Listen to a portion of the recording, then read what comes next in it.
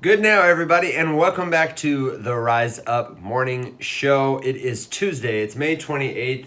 The month is almost over. First, it was going to be May, and now, if you celebrate Pride, it's going to be gay. And so, welcome to. That was so unnecessary. We were talking about meme tokens last night. We were talking about meme token meta, and somebody pull it together, Evan. Well, if you're watching on YouTube, you're welcome for that little gem.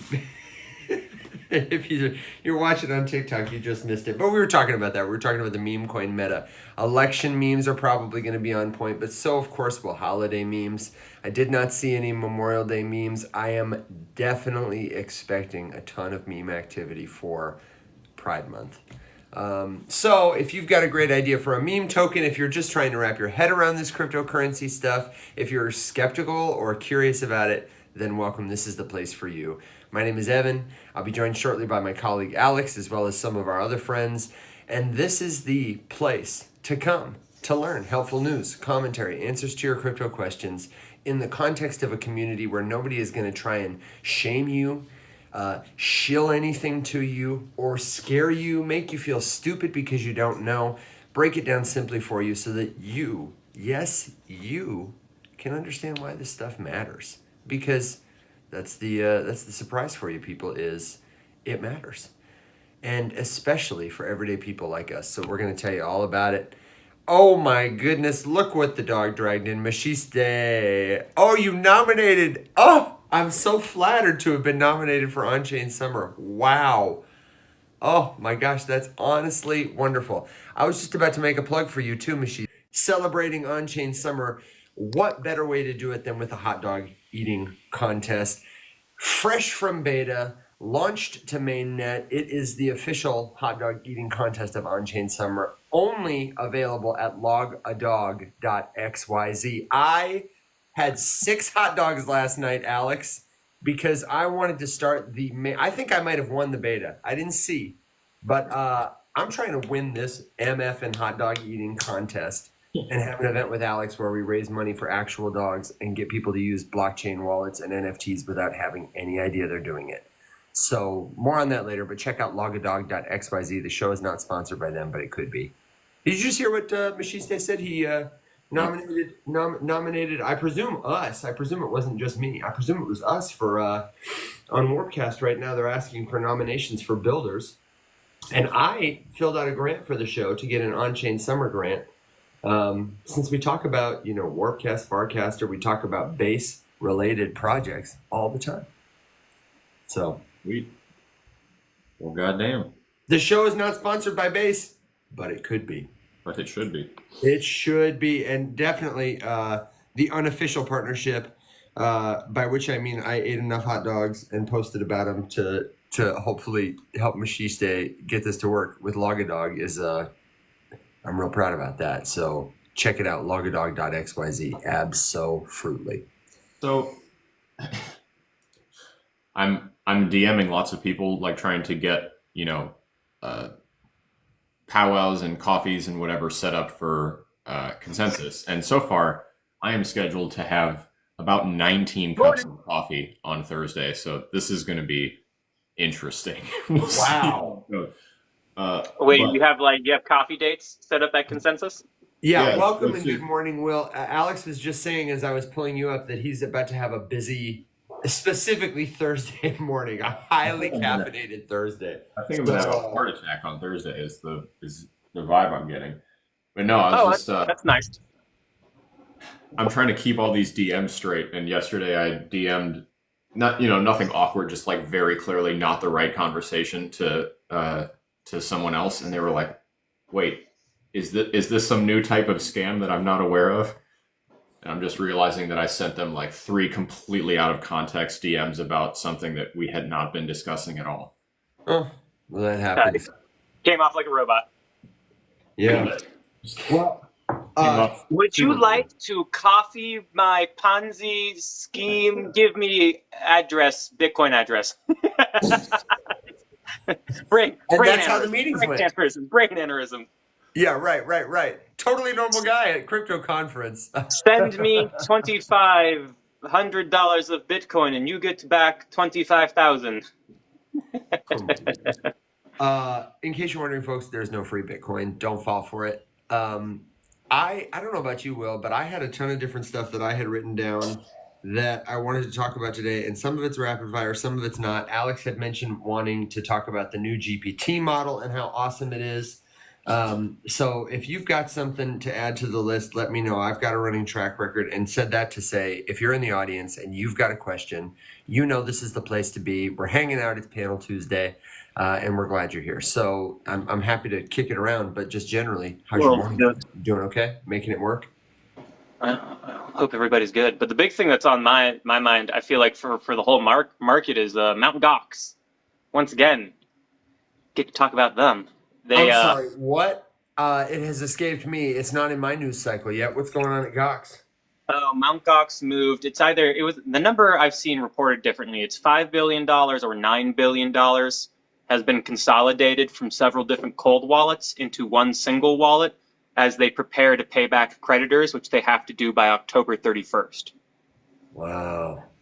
Yeah, so the market, that's why we have a little bit of a red candle today, because everyone's like, $9 billion are going to be sold today. So I just put out a video, which is why I'm a little late, because I'm like, nah, not quite. It's a little different, but there will be some sell-side pressure. But last October, they were supposed to give money back to creditors last October, but that got delayed by a year. So we'll see if it gets delayed again.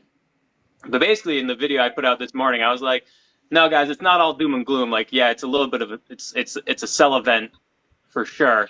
Going to get people who haven't had access to their Bitcoin for over 10 years who are in a lot of profit. But like, wild.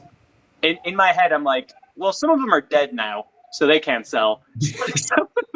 And also, a lot of them, like early Bitcoin investors, like they're way more like hodl, way bigger of a hodl crowd. So like, some of them will probably sell a little bit, but hold a lot of it. Some of them will sell everything. But at the same time, I was like, I don't know, guys, last week we had the ETFs buying $200 million plus a day every week. So I just look at them going, more supply is about to hit the markets. Delicious. Who's going to eat all this up? Yeah. Well, and as you mentioned, a lot of those people who are kind of maximalists are going to be even more inclined to hold on to their tokens because it's a bull run. Yeah, it's a bull run. There's only ever going to be 21 million, but now even less because they know some of them have been lost. I wanted to just put a pin in it real quick to welcome Casey, who came up. I was not expecting you. I'm so glad you're here. Thank you for joining the show. Welcome to Panel Tuesday on the Rise Up Morning Show, my friend. Do you guys all know each other? No, this is the first time meeting Casey. Well, Casey, welcome to the show.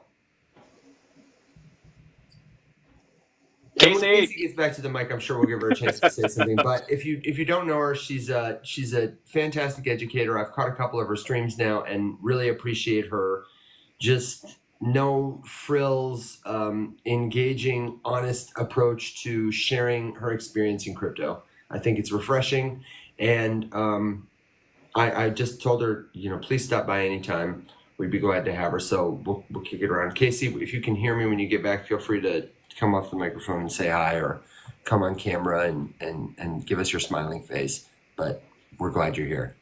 So on this Mt. Gox thing, I've always two thoughts. One, it's having it all locked up and kept away got them through any of the urges to sell earlier. So I don't know, and I say this with no personal experience holding Mt. Gox Bitcoin, but a little bit of anecdotal experience knowing one or two people who are receiving Bitcoin back from this whole thing, who have zero intentions of selling it. So just because, now they're like, well, yeah, I probably would have, how many years ago. But now I'm going to keep it for a little while. It's not money that I need. It's not like money that they're relying on. They thought it was long gone years ago. Yeah, I would see myself being like, no, okay, I have seen the value of my Bitcoin climb dramatically, and I'm going to continue doing this. And then all of a sudden, that amount of Bitcoin would hit my wallet, and I'd go, really? Maybe I sell a little bit. That would be my take. Yeah, you wouldn't hear about it if I won the lottery, but there would be signs, and a twisty mustache and a laugh like that would be like top of the list. Yeah, you Absolutely. just get that like Jim Carrey, Ace Ventura like laugh, like we'll pay you $25,000. Yeah, exactly. Yeah, My face would be permanently affixed in a kind of look, like I just like smelled something stinky it's everywhere. easy. It's easy to spot a Mt. Gox creditor. You know. Self-custody, baby. Those are the benefits and perks. It's like you said on the show yesterday, Alex. I think a lot of people have sort of sold themselves out of or acted themselves out of a good decision. Mm-hmm. So Interesting. I did see one question that came through that I feel like is harder to answer now than it was last cycle, which is by Chelsea. It's like, what is Web3? And I feel like that strikes me as like a really interesting question to answer because it's so simple. And if it was last cycle, it's like, oh, well, let me explain to you the metaverse. But now, like the dream of the metaverse, at least right now, is kind of like kapooey at the moment. You know, like it just feels like the Sandbox and Decentraland and those things, like, you know, just kind of like fell apart. And like it's still real. But when I think about like Web3, last cycle, my mind immediately went to like a metaverse world. And that's still part of it, but my mind more so goes to just like getting people on chain. And it's the first time I've been asked that question, and I realize I have like my brain going in two different directions at the same time. So I'm curious to get your guys' take on like how would you describe like what is Web3 to somebody now? Alex, do you want to go first? Because we have sort of the same answer for this. I've been trying to figure how to communicate this to people since, for a while. Mm. Yeah, no, I'm always trying to make it a little bit shorter, but basically, I would just say in a world where the internet started by letting people more easily access the information that was posted by someone else, and then quickly evolve into a place where they can also share their own information for everyone else to read. Web3 is the iteration of the internet wherein you can read information from other people, interact with it, post your own information for other people, and you actually get to own the data that keeps the whole thing constructed, versus the earlier models where 2 or 3 giant Amazon or web hosting or data service providing companies retained ownership over everything and made all of the money from it and did all the things, and maybe through creator funds or whatever sprinkled a little bit of revenue on top of the people who made them all of their money. Yeah. I tend to stick to those things too. I stole, as soon as Chris Dixon started saying it, there was an interview he did that got a lot of traction where he was particularly helpful in like 2020. I think it was on the Tim Ferriss show. And he started to advance this very simple concept of Web 1, Web 2, Web 3, read, write, own. And when he talks about it, he sets up a very familiar problem for people to instantly grasp, which is that in the internet of today, you can go lots of places and see lots of things and do lots of stuff, but you really don't own anything. You think you do because everything is free. But about 5 companies own most of the internet and provide the infrastructure that you access according to their terms and conditions. I may have 60,000 followers on TikTok, but if tomorrow they decide they don't like my content or my angle, they can deplatform me. And the relationship I have with those followers that I depend on them for is totally gone. If I want to go to Twitter tomorrow, if I want to go to Facebook, none of it is interoperable or exchangeable. And if the TikTok CEO today makes a promise to me that they will never do that, but then is replaced by a vice president tomorrow because he dies or, just goes somewhere else, then that person has the arbitrary power to change those terms and conditions, and I can do nothing about it. The own aspect, when we talk about ownership on the internet, facilitated by blockchain and smart contracts, all these kind of buzzy words we talk about, the concept is that for the first time, you and I will have a direct, uncensorable, tangibly formed relationship represented by tokens. Totally new medium that we can make any way we want. A token could be a follower. A token could be my account. It could be my video on my account. All these things can be represented by tokens. It doesn't just have to be money. But now I can truly be in charge of it. And when the platform opens up, I will just log in with my account and my tokens that I own will populate there. My followers will come with me. You really don't realize until you hear somebody start to unpack it a little how like bad we have it right now on the internet. Like it kind of sucks, you know? Yeah, no, I liked that, like, just like, because the overall underarching, or what am I trying to say here? Like the foundation that links like metaverse and DeFi and all this other stuff is really that, like, the ability for blockchain to enable ownership of your digital items in the metaverse, of you get to own your own financial decisions and your own money via DeFi and payment systems and things like that. But then you also get to own your own digital data profile as well, which is what companies make money off of and could enable you to get payouts from them using your data. You could actually get control of your data and use it as a sellable asset. So yeah, I like that. The ownership is just what underpins all of it. We actually got a really good question, which is sort of a natural follow-up, which is this happening? Is it possible right now? And I would say absolutely yes. Is it where it's going to be in this hypothetical, like, perfect future? Absolutely not. Mostly the user experience is not there. But I actually wanted to know, I think it's helpful to understand the use of Bitcoin first, because Bitcoin is such a good example of how this previously very centralized it becomes ownable money as we think of it now with something like Bitcoin. Casey, are you with us yet? Does your microphone, are you in a good place? Because I heard you give an explanation along those lines the other night, and if you're around, I would love for that to be the first thing you share on the show, how Bitcoin solves the ownership problem. But if not, that's okay too. And she's still working her way through the web. Well, that's okay. I ain't worried about it. Although, you know what? Hold tight. I wonder if this is the real Casey. Casey, is that really you? Because I'm not following you back, and I'm pretty sure I'm following Casey. Can somebody Oh man, I was just giving. Listen to me now. If you followed that account, you better go unfollow them. Unless it's, well, I don't know. We'll find out. If Casey DMs you later about free Bitcoin, there's no free Bitcoin. But Bitcoin would be my example. And that's how easy it is. The stream's been rugged. Yeah. That's how easy it is. That's how easy it is when you ask, is Web3 ready yet? No, it is not. But Bitcoin would be my example that I would use of, like, here is one thing that pretty much is how it's going to be. I recommend you read the Bitcoin white paper. We'd be glad to talk about it here, but the very short TLDR on it is a controlled finite amount that is released into circulation according to rules that no one actor can totally co-opt, automatically sort of running, powered by a network of users who desire it.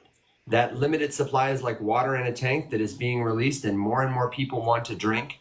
And all I need to know about you on the Bitcoin network is your address. I don't need your name. I don't need to know where you reside. Nobody anywhere can stand between us. If I know that address and you know mine, we can send each other information in the form of Bitcoin all day long. We can even send each other messages on little inscribed bits of Bitcoin if we choose to do it. It's not as fast or as convenient as texting. It's got a couple of other properties that wouldn't make it good for that. But what it's important to demonstrate is that people who want to can't be censored or limited by, we don't share a common currency. We don't share a language. We don't share a government who gives us both the same rights and permissions. If we got an internet connection, we can do it.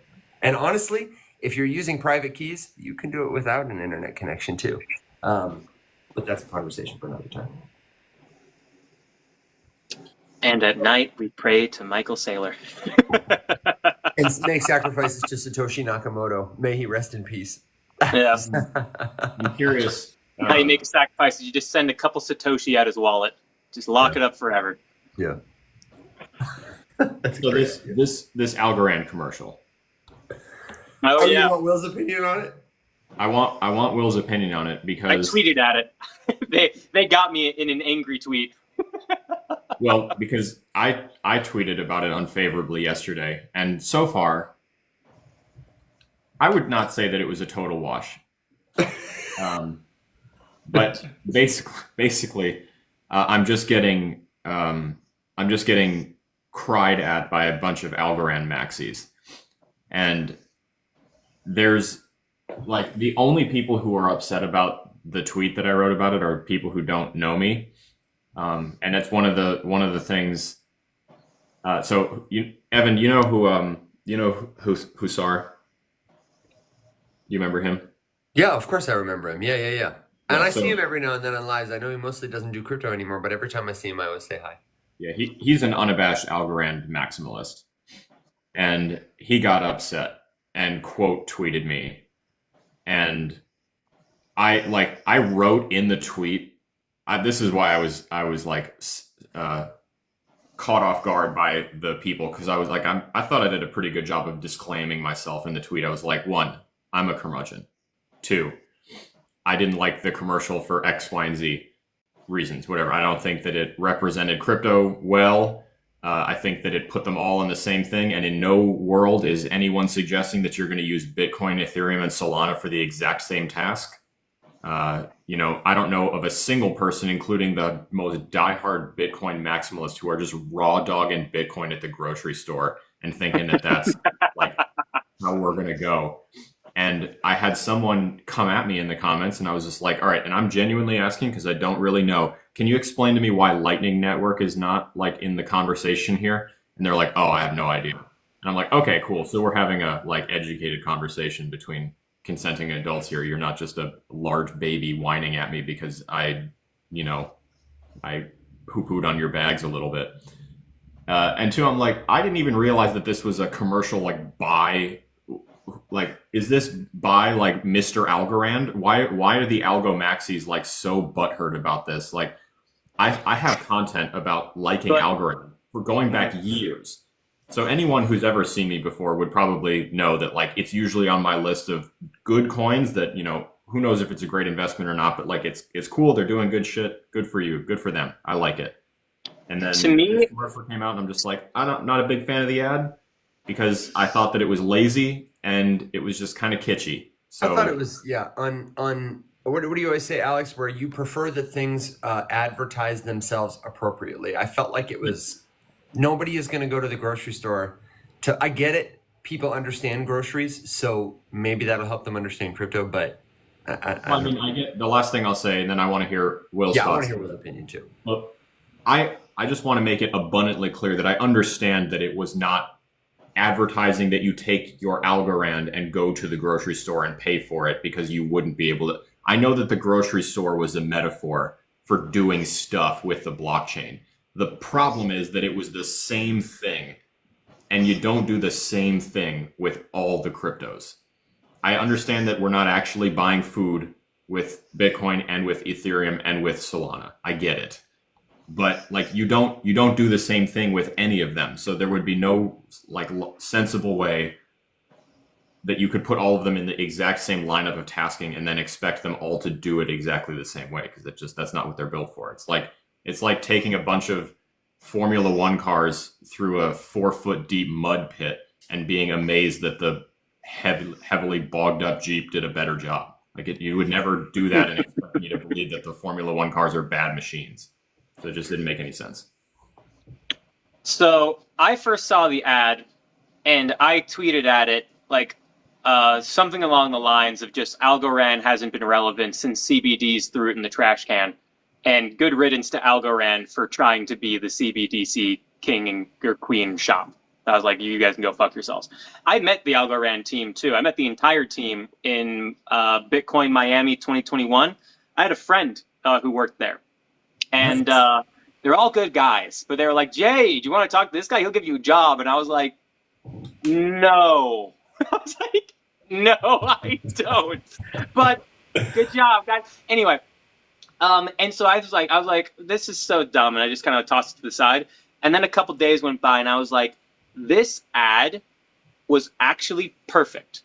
It was perfect for Algorand because it's a very lazy commercial. They're just kind of throwing rocks, right? They're throwing rocks and saying, we're better and faster and blah, blah, blah, blah, blah, right? That's what they're insinuating.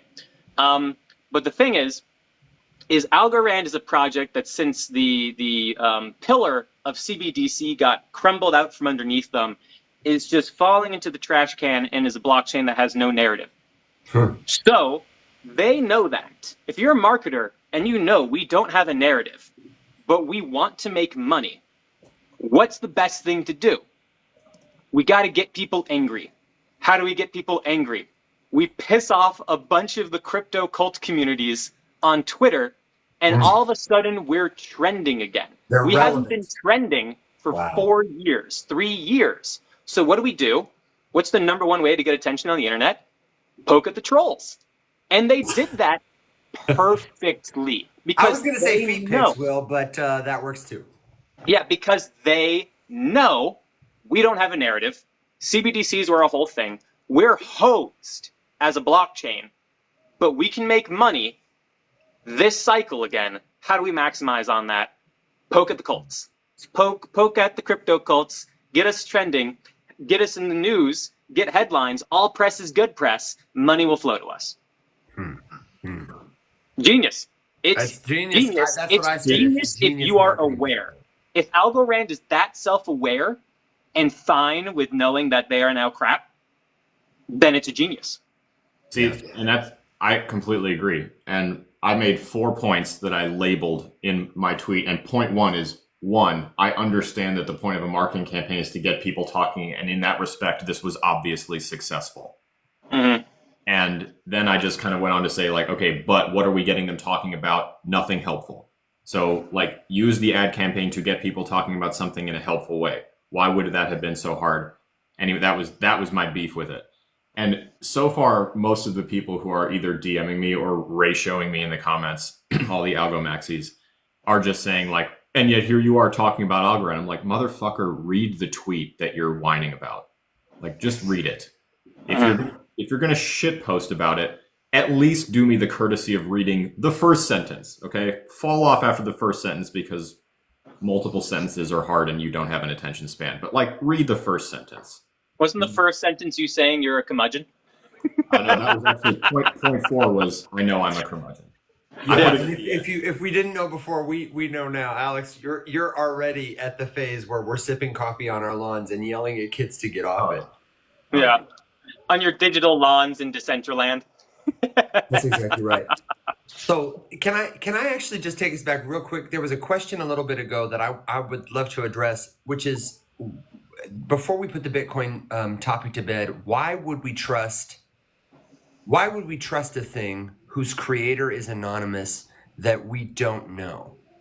Do you guys want to help this person understand that? Why that's not necessarily with blockchain a cause for concern? I see it as a good thing. Well, I see it as a good thing too, because the best thing that ever happened to Bitcoin was Satoshi Nakamoto disappearing. That was like the best thing that ever happened to it. Because if you all of a sudden have this figurehead, you now don't have a decentralized movement, right? And whether Satoshi Nakamoto was a person or a group of people, right? I don't think it necessarily matters. But the fact that that person is gone and created this decentralized mechanism and also ended up locking up a lot of supply, maybe the person's still alive, maybe they can move it. But it ended up being like ultimately a good thing because this Bitcoin ship on the waters of life that doesn't have anyone to handle the steering wheel and to move the rudder, just because it has been coded a certain way, has been able to navigate the financial system as is. And because of such, has been able to prove out that it is a permissionless environment. When I say permissionless, it's an environment that you can trust to operate, that it's going to operate that way, because no one is operating the ship, and yet it is performing its function perfectly. Well, wait a second. Well, there are lots of ships where nobody is operating, companies founded by anonymous people, some of which are legitimate, some of which are not. What's different about this one that I can have the certainty that it's going to stay the way it is? Well, it's totally open source, right? So 2 things. It's totally open source and it's decentralized. So the code for Bitcoin is open source. You can go, you can look at it. We've had people poke at it. We've had people try to hack it. We've had people try to destroy it. So it's battle tested. So you can have more faith and test in that. But also, it's with it being decentralized, there's no one person who can take control of it. And if you have a company that's founded autonomously, you still have a board, you still have your CEO, right? You still have people who are at the helm in a very, very small handful of people, and those people can be influenced by any outside source. With Bitcoin, it can't be, unless of course someone happens to get 51% of all the Bitcoin mining supply, right? So like that's the concern. But now it's so big that it's so expensive it probably won't happen. So you now have an autonomously created company is not decentralized, nor is it permissionless. And you can verify the permissionless side of things on Bitcoin via the code, as well as the decentralization, whereas the other things, you can't verify that. So there's always a question mark of the longevity of, can this autonomously founded thing that's not on the blockchain remain that way? The answer is typically no, if history is, something we want to dive through. So that's my take on it. I don't know if you guys have more. I like what you said, and I always like what Alex says. Alex, feel free to say whatever you like, but I like your Magic Notebook analogy when you talk about a decentralized network and like how everybody is able to participate, but also nobody is able to take over. If I could poke you into sharing it, I'd be glad. Well, I will say that someone could take over, but the cool part is that we would all know about it like as soon as it started. And you could all, like, everyone could collectively do something about it, like collectively leave. I've always said, like, I guess in the vein of taking over, something that's cool about all of this is that we've like established the baseline for how these systems could work by using Bitcoin. And now, like, even if, because it's possible, even if we screwed it up, we have like a never-ending amount of reset buttons on like making a new one and starting over. And I recognize that it took me 4 seconds to say those words together. And in reality, it would take like decades to actually do the thing. But theoretically, that's true. Basically I don't know, the way I always try to describe, like, just to say the Magic Notebook thing. Say it, man. Say it. You have to forgive me. I haven't said this in a while. I've never actually made this a dedicated video, but I should. No, you really should. This is Will. Have you ever heard Alex talk about his Magic Notebook? Well, don't hype me up too much. It sounds like an imaginary friend, but stay with me here. It's one of my favorite analogies. All right. Well, now that Evan has set me up to ham-handedly fumble fuck my way through this analysis. Basically, I was just say, like, a blockchain, if you're brand new to it and you don't really know what it is and you're trying to start with at least some sort of basic understanding, a blockchain is just a ledger. It's just a place to store data. And there are some special ways that data is stored on a blockchain that make it uniquely qualified to do a good job at storing data. And a way that you could materialize the analogy for yourself is to imagine that you have a notebook in front of you, and it's meant to have written in it very important things that you want to keep track of and that you want to remember, and that other people may want to know. And the cool thing about this is that 100,000 other people all around the world also have a notebook, and every time you write in yours, it appears in theirs, and no one gets to erase it. And Evan's killing me. And because we don't have like a whiteboard video, I'm just trying to help you out with the visuals. Start with that. It's good. I like it. I'm a fan. And just and there's a lot more detail. Like you can go a lot deeper on all of this. And like the first way that I would take it a little bit deeper is I would say that actually when you write something in it, it shows up like really light in everyone's notebook, and they all get a chance to check it. And if the majority of us agree that what you wrote makes sense and is true, then they can all put their stamp of approval on it, and then it gets inked in permanently. Yeah, and that everybody, here's one you haven't used, but I'm going to give you that everybody who gets a notebook gets a unique pen that nobody else has, so that we can always tell, without even needing to know my name, you can recognize my distinct pen in the notebook from all the other penmanship. That's like the private key. And everybody else can also see the address for my pen, like the name of my pen, even though it's not my name, and can send my pen stuff, my notebook stuff, just by knowing. I don't know. I think it's got potential, man. It's got legs, that analogy. So someone asked, so Bitcoin can't be rugged, and just real quick, no. But honestly, most crypto, the big ones, cannot be rugged anymore. Like even if we were to take something like Doge or SHIB or Pepe or dog with hat, like the memes, because usually when you think of a rug pull, you think of it in the context of a meme coin going under, or just some shitty little fake utility project, whatever, it doesn't matter. SHIB is no longer ruggable. Basically, what you need for a rug pull to happen. Mohammed, I don't speak whatever that is, and I have no idea what you're saying to me, and I'm very sorry. To be ruggable, someone has to have control of enough of the asset in question to be able to like quickly dump it on everyone and steal the liquidity out from underneath everybody.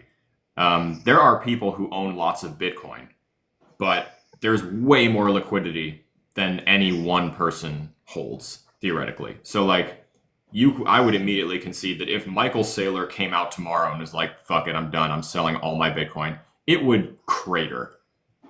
That would be probably, I don't know. I'm curious, what do you guys think? Maybe beyond Satoshi waking up from his Johnny Appleseed nap and deciding to start scooting his Bitcoin all over the place. I think Michael Saylor coming out as a massive bear and saying that he was wrong about all of this is probably the next most like single bearish event that could happen. I mean, like the worst thing that would happen to the trust of Bitcoin would be Satoshi Nakamoto. But even if Michael Saylor came out, everyone else, as long as Satoshi Nakamoto's address doesn't go live, would you just have people come in and buy up Michael Saylor's Bitcoin? Like that's it. Anything short of Satoshi Nakamoto's wallet going live would just be cool. Supplies hitting the market, we're gonna buy. To be clear, I actually think that could be a good thing for the network because it's so centralized now. Like he owns what is it, 1 in every 200 Bitcoin now? He owns over 1% of the supply. Yeah, so that would, in my mind, like I don't want anything to happen to Michael Saylor. May he live long and happy and healthy or whatever. But it would be awesome if the network could become more distributed and decentralized. That's a problem I have with Bitcoin, actually. Right, but that's okay. Maybe that's how I came across. What I think we would recover from even Satoshi coming out and moving all of his Bitcoin and selling all of it. I'm just saying, like in the like things that would flash crash the price to, Oh, in the heat of the moment, that'd be nuts. Oh, yeah, sure. Yeah, in the heat of the moment, yes. And there was that's another comment, I forget who it was, it said like, yeah, it would cause other people to sell too. Yeah, it would, but like long term, I'm not worried about that. And it's like short term, it would cause panic in the market short term. Long term, people would just start scooping up more because then BlackRock and other folks would be like, sweet, all right, let's just keep buying more of this stuff. I get it cheaper, awesome. I'm gonna get more and more and more of this stuff. Num num num num num num num num. That's just what would happen there. So long term, it would be totally fine, even if Michael Saylor came out and if he like bonked his head and came out, was like, I was wrong about Bitcoin. Yeah, I'm not really too worried about it. I don't know, man. Okay, so we got a couple more rapid fire questions, and I'm taking them down. But Alex, I know you had a big topic you wanted to get to. I saw you looking at your computer, and I do want to take a quick second to reset the room. Is that okay? Did you want to? Did you have a big topic that you can tease for us, or was I just reading into the situation? No, I mean I have a couple examples. Well, don't let me take us away. I was just trying to keep you on track. I want you to keep our show on track, that kind of thing. I do want to make a quick commercial to let folks know, if you are seeing us for the first time, that the Rise Up Morning Show, this kind of helpful news, commentary, answers to your crypto questions, where we're not going to try and show you anything. We're not going to scare you. We're not going to make you feel stupid for asking any kind of question, is live Monday through Thursday at 7 a.m. Central Standard Time. That's 12 p.m. UTC. If you don't have time to tune into a live show every day, I get it. We put the recordings up on YouTube at Faceless Labs at the end of the week. And we have a once weekly super brief newsletter, totally free, all the best bullets, tips, tricks, and links from this show. I hate newsletters. We try to make it very valuable for you. You can sign up at theriseupmorningshow.com or at the links in all our profiles. And the final thing I want to tell you about is if you hate typing on TikTok because you're like, oh, these comments, man, how come I can't get a whole thought out? Go to theriseupmorningshow.com and find the invite to the new Rise Up Discord server. We have dedicated this server to the show's community. It is so easy. It's beautiful. It's simple. It's fun. And you can ask us any question there in the general chat that won't fit here. The conversation is live there 24/7. Will just published an awesome do your own research guide there. I've got a 10 steps to crypto coming. Among other things, we'll have live courses there. And we have premium memberships for people who just really, really want to hang out with us and ask us, whatever. That's what it's there for. It's all available at theriseupmorningshow.com, which you can find by tapping on our faces and following the links in our profiles. And as Blue mentions, you get tips on how to keep your skin looking beautiful. Retinol, Will? Retinol? Yes, but only use it at night. Only use it at night and then let it sit, let it get into the skin, and then apply your moisturizer on top because it is an exfoliant, so take care of that. Okay. It's one of those things it goes straight to your hips and then you explode. And then you explode. Yeah. You like the Krabby Patties, don't you, Squidward? Yeah. Okay, quick question. What does it mean by the rumor sell the news? Ooh, okay, so let's say, this is classic. Remember, I'm sure we'll see altcoins in this bull market do this too, where they announce that they have an announcement coming on a certain day. So let's say you have a project, right? This is a great example. Let's just say like, hey, in 2 weeks' time from today, we have a partnership announcement, right? And let's say there's like a bunch of emojis afterwards, a rocket ship, astronaut man, right? Something that gets the market excited. So if you take a look at the price chart, and so like for the next 2 weeks, what you'll have, or maybe, 1 week in 6 days or 1 week in 5 days, right? Something, just shy of 2 weeks, you'll see the price go up in anticipation of that event, that announcement. And then the announcement will be made, or just before that announcement, people will sell. So you buy the rumor of that event happening and then you sell. And the same thing happened with Bitcoin. So we had, everyone was like, the SEC's talking to all these people. The rumor is that they're going to, approve the spot Bitcoin ETF. And we saw that massive run up for Bitcoin. And then the ETFs went live and, we saw selling. For that, it was also Grayscale dumping on the market, but it was also people buying the rumor and selling the news. So it's a very used and practiced short-term selling strategy. I couldn't have said it better myself, man. I couldn't have said it better myself. There you go. I also wanted to let you know that our friend Dave did confirm, thank you, Dave, that Casey Craig account that joined the show earlier was, in fact, not the real one. So sorry about that, guys. It looked legit to me. If you followed her, please unfollow her. Follow the real Casey, not an imitatee. That is a new level. Yeah. Oh, Doom, I just saw your question there. Good follow-up question. We don't know when the ETH ETF goes live yet. It hasn't been announced, so it got approved to be listed on like the NASDAQ and the CBOE and those types of things. But the issuers themselves, the BlackRock, the yada yada yada, the ARK Invest, those guys, the issuers haven't gotten the approval yet, and it's going to potentially take a few weeks for them to get the approval. So we still need to find out. So we'll know that in the weeks to come. So yeah. Sorry, Evan, I don't know if you were about to kick off another question, but I just wanted to hit that one. No, I was just talking about Casey. Did I rug? Was I rugging? No, I'm just saying there's another fake Casey. There's another Casey Craig in there. Oh, and I forgot to tell you, at one point in the show, somebody else guessed it, and I was like, I wonder if it's fake Casey again. But it was Conversations with Evan, and I was like, doing the Spider-Man meme. I almost let them up just so we could see what would happen if I was in the room with me at the same time. It's interesting because I've had a few Casey Craig profiles follow me, and so I was wondering because I don't know her. And so I was just like, whose bot is this? Just like, I went to Calvin Hill's live yesterday just to see if he was still alive and kicking. And in the time it took me to enter the room and exit, I got 20 new followers, and most of them were named Calvin Hill. So it's funny because I have not seen a single Calvin Hill video in my life, and yet I have people ask about it all the time, and I'm just like, I don't care. I've never greatest seen a showman, single one. Well, it's just like I have never organically seen like a Charlie D'Amelio or a Addison Rae. Like I've never any of these people with 150 million followers, where every video they post is like here's an apple, Sorry, 100 I'm million just views. laughing. Maja, I have hundreds of wills. Gotta catch 'em all.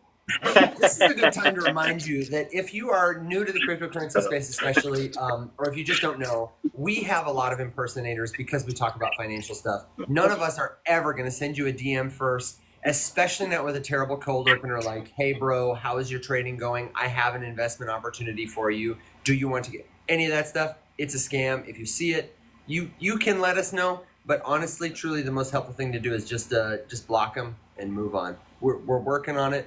TikTok is not. It's rough out here. So stay safe. It's back. That'd be fun to see. Like, who has the most robots?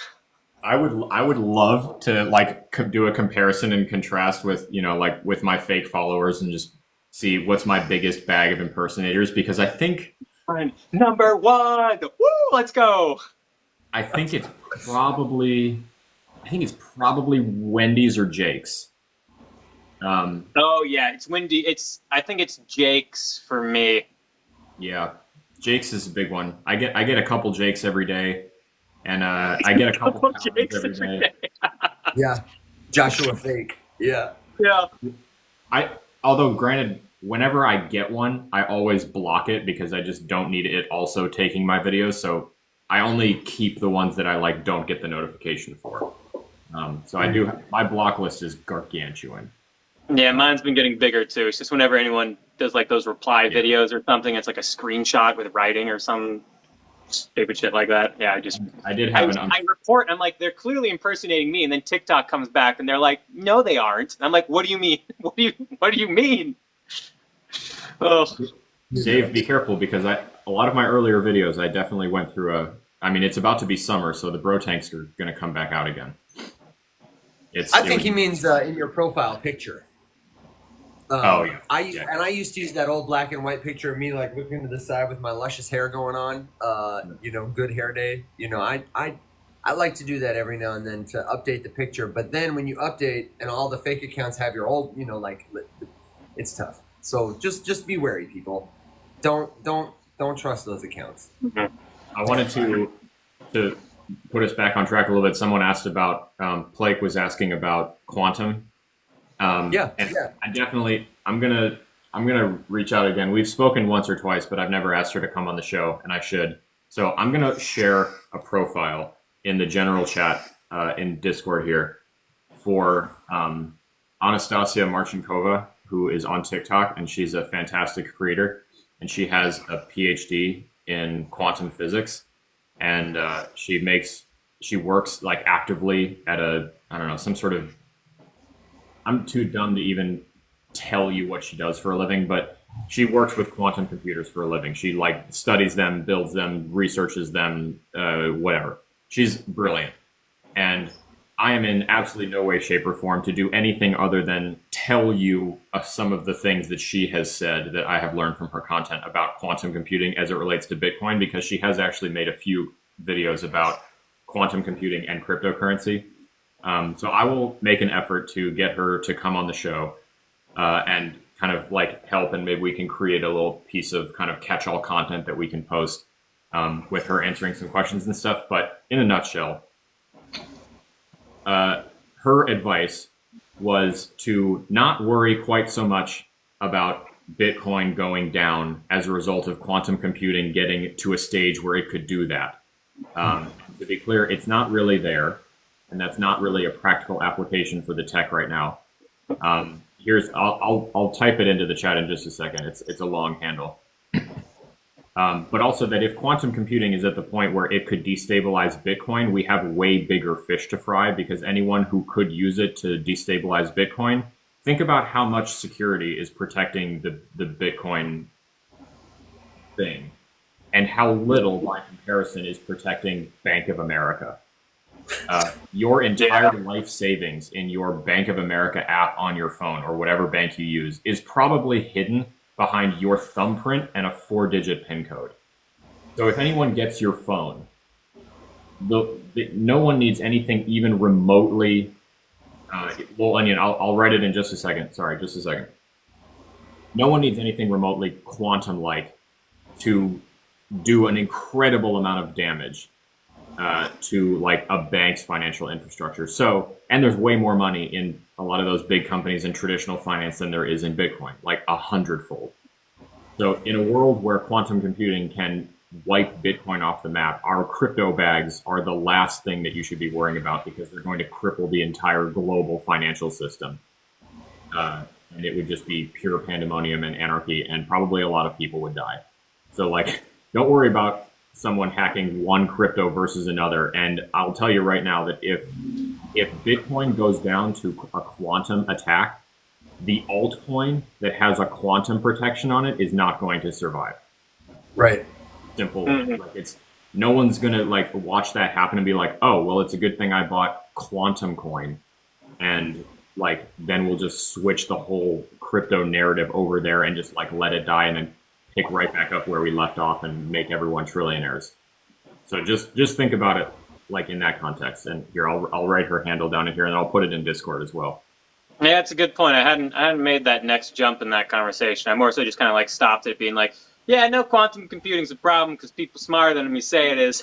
Just like, nah, I don't know enough about it, and I just kind of move on to the next topic. Yeah, it's a very good point. You might say it's a quantum leap. You're fired. You might say it's a quantum leap. I'm sorry, Alex. It's the EMP. It's the EMP conundrum. Someone asked, like, how can you put so much trust in Bitcoin when a well-placed EMP could take it out? I'm like, first of all, you would need a gajillion well-placed EMPs to take it out. That's kind of the whole point.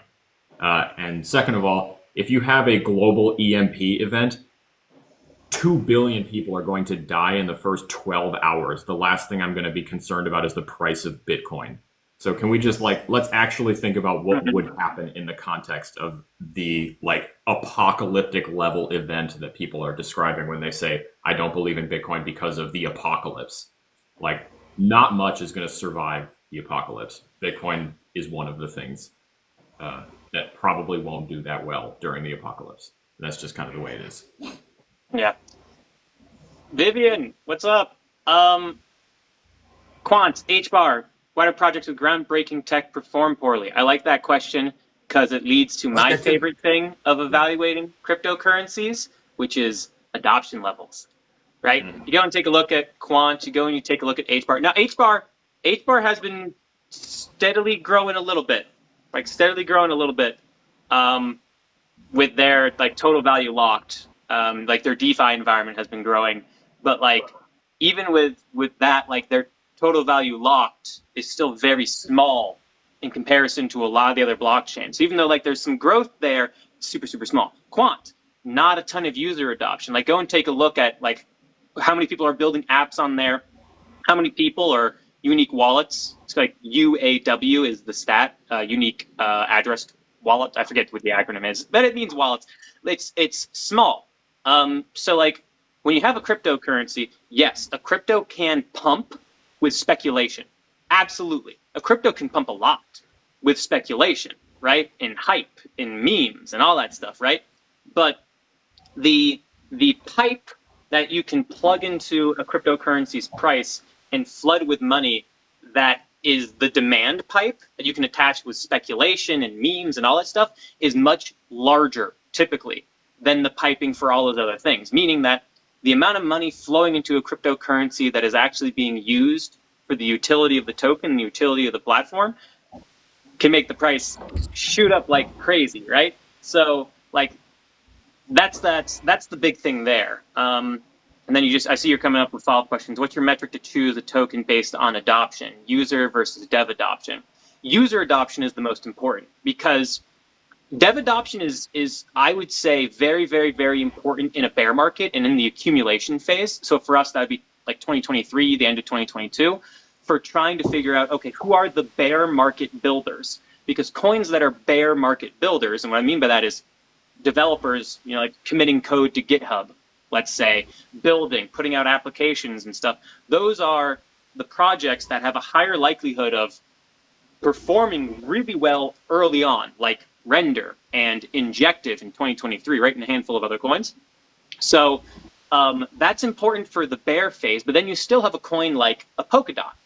A Polkadot has one of the highest GitHub commits out there every single year. The teams are working like crazy, and yet the price of the coin isn't going up like crazy because they just don't have a ton of user adoption right now. So user adoption is far more important than development adoption when you're looking in a bull market. And in the bear market and accumulation phase, dev adoption is more important because nobody's using anything in a bear market. So that's the only one you have to look at, right? To try to see who are the survivors from the last run who are going to potentially perform well. And then once the markets start going up, okay, of these coins that have developed with dev adoption, which ones also have the user adoption going up? So user adoption is more important. And then if it's a blockchain, like a blockchain platform, so like an Ethereum, an Avalanche, a Solana, an HBAR, things like that, I first go and I look at total value locked, because DeFi environments are typically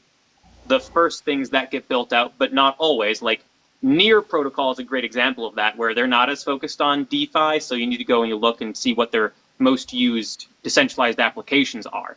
But yeah. Anyway, I think I've rambled on enough about that. But yeah, hope that helps, Vivian. Yeah. I don't know if you guys. We also had a good follow-up question to that. We had a good follow-up question. Damn it, my screen went away. Can you hear me and see me okay? You're good. Okay, sorry. Yeah. We had a good follow-up question to that, which was what tech gets you excited right now?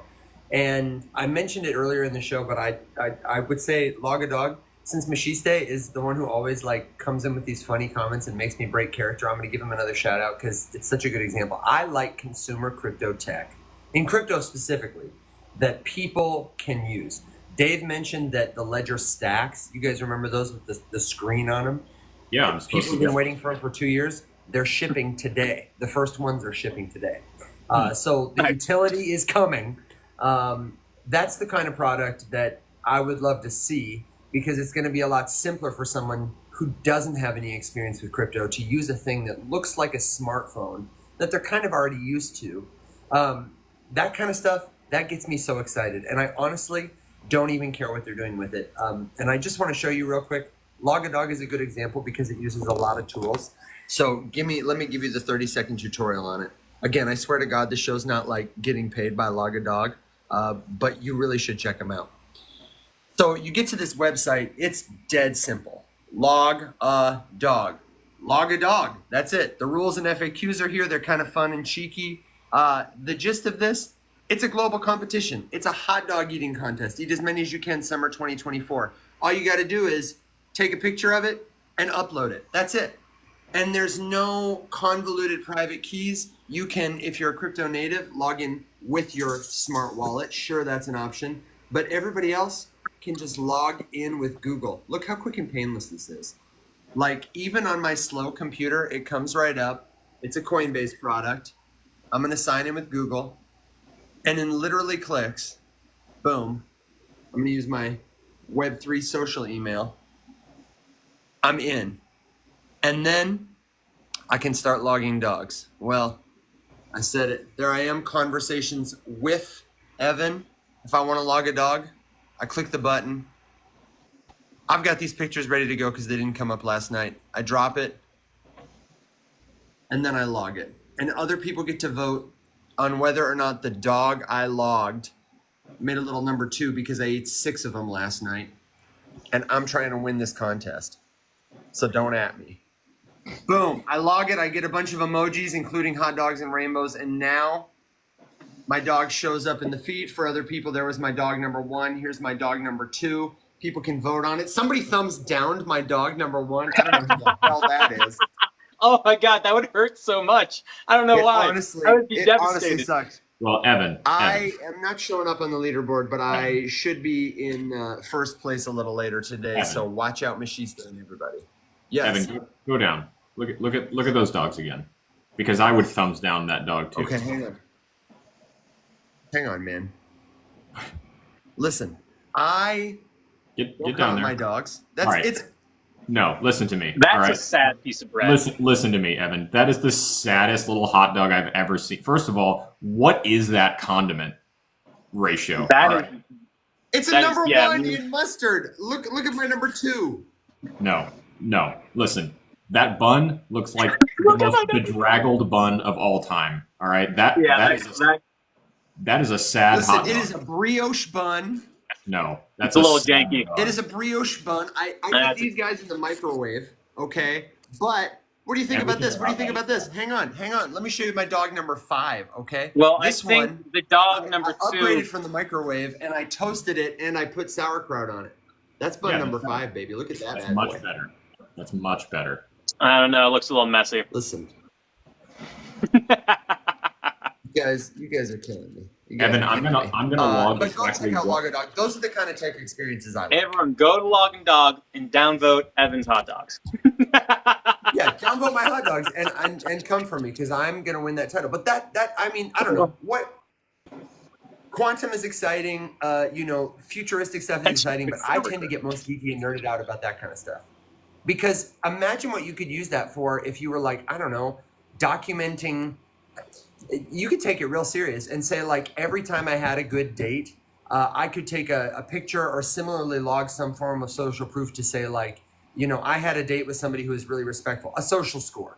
Or I had a date with somebody who was a jerk, or like a medical review score. My doctor helped me, they cared for me. That cop was polite.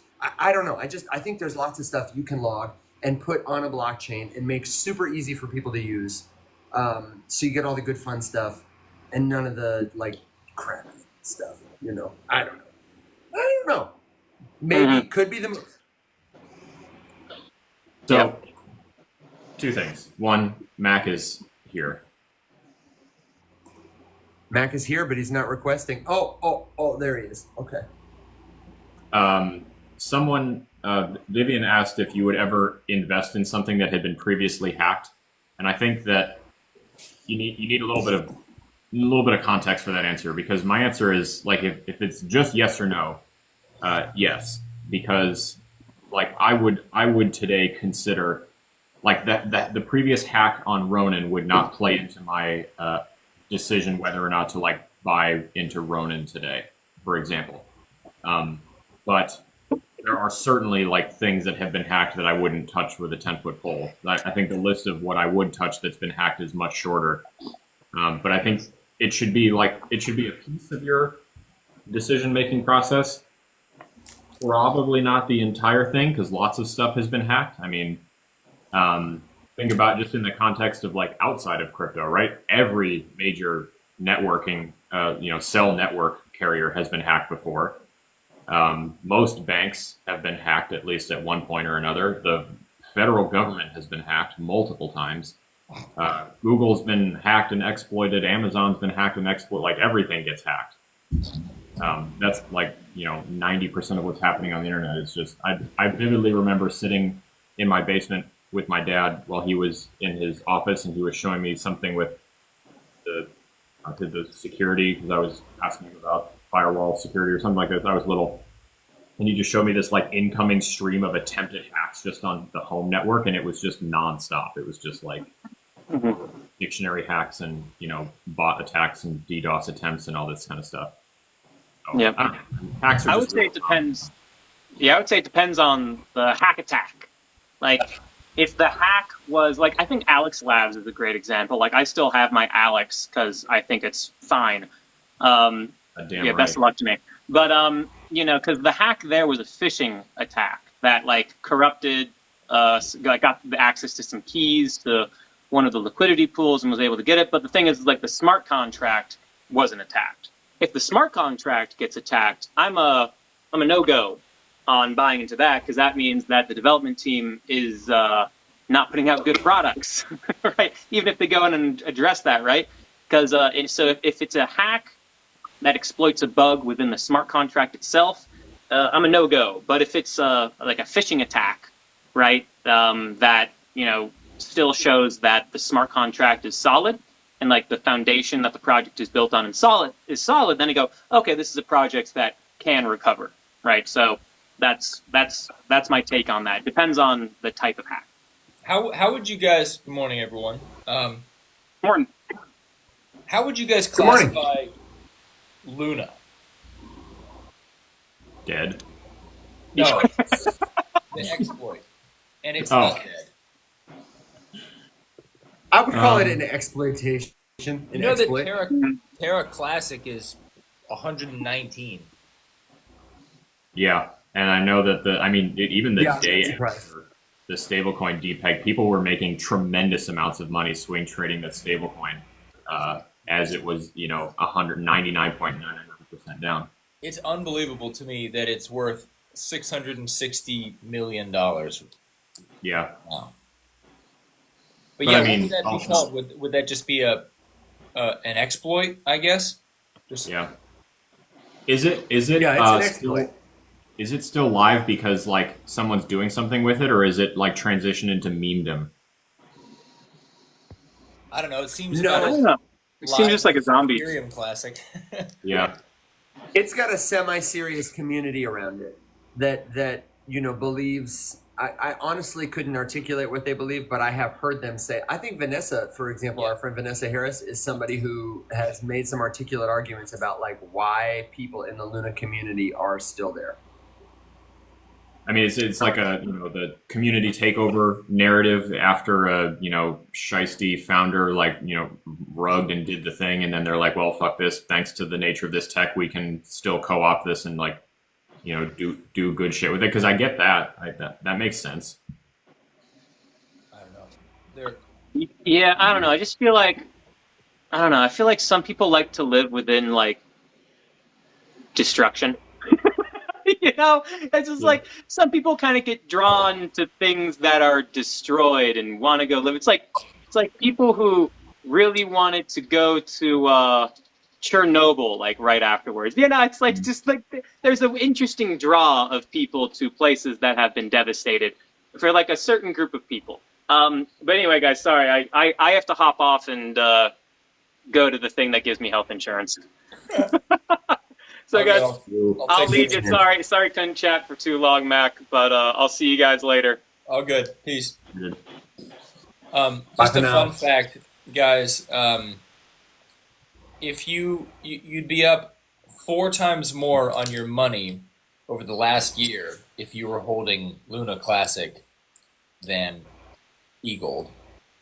And 2, eGold is only about 30 ranks above Luna Classic. It got hacked for like 99.9%. That's Speaking of companies who keep changing their like narrative, to take your money, or promising something, buy the rumor, sell the news. We were talking about earlier, an announcement about an announcement. Their strategy is change the rumor, change the news. The vibe that I get is like someone read a pamphlet about the need to be able to pivot to run a successful business, and they stopped reading after that one sentence. And they're like, oh, to be a successful business is just to pivot. I've been using eGold a lot in examples lately because I've been having the UX conversation on Twitter, about like what makes I'll throw this to you guys because it's really interesting. I always hear the maxis on Twitter when we're trying to say like, well, my chain is better than your chain. My dad can beat up your dad. Why? And it's always just like, well, because it has the best UX.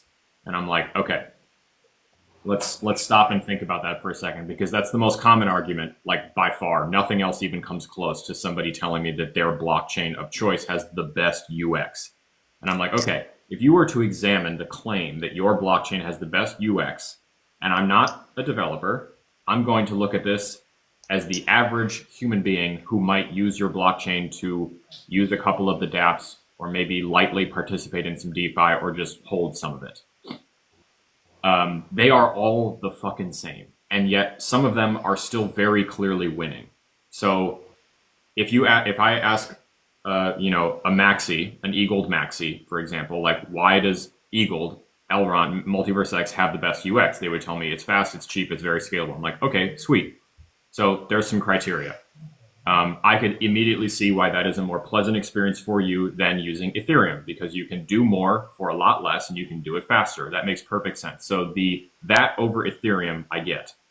But if we put into the conversation Polygon, just using Base, Avalanche, Solana, Algorand, EOS, name literally any other blockchain, it's faster and it's cheaper than Ethereum. So now all of a sudden, I'm someone with no technical understanding or wherewithal to like diagnose finality or analyze different consensus mechanisms or pick the best governance model or shit that everyday people do not care about and will not care about.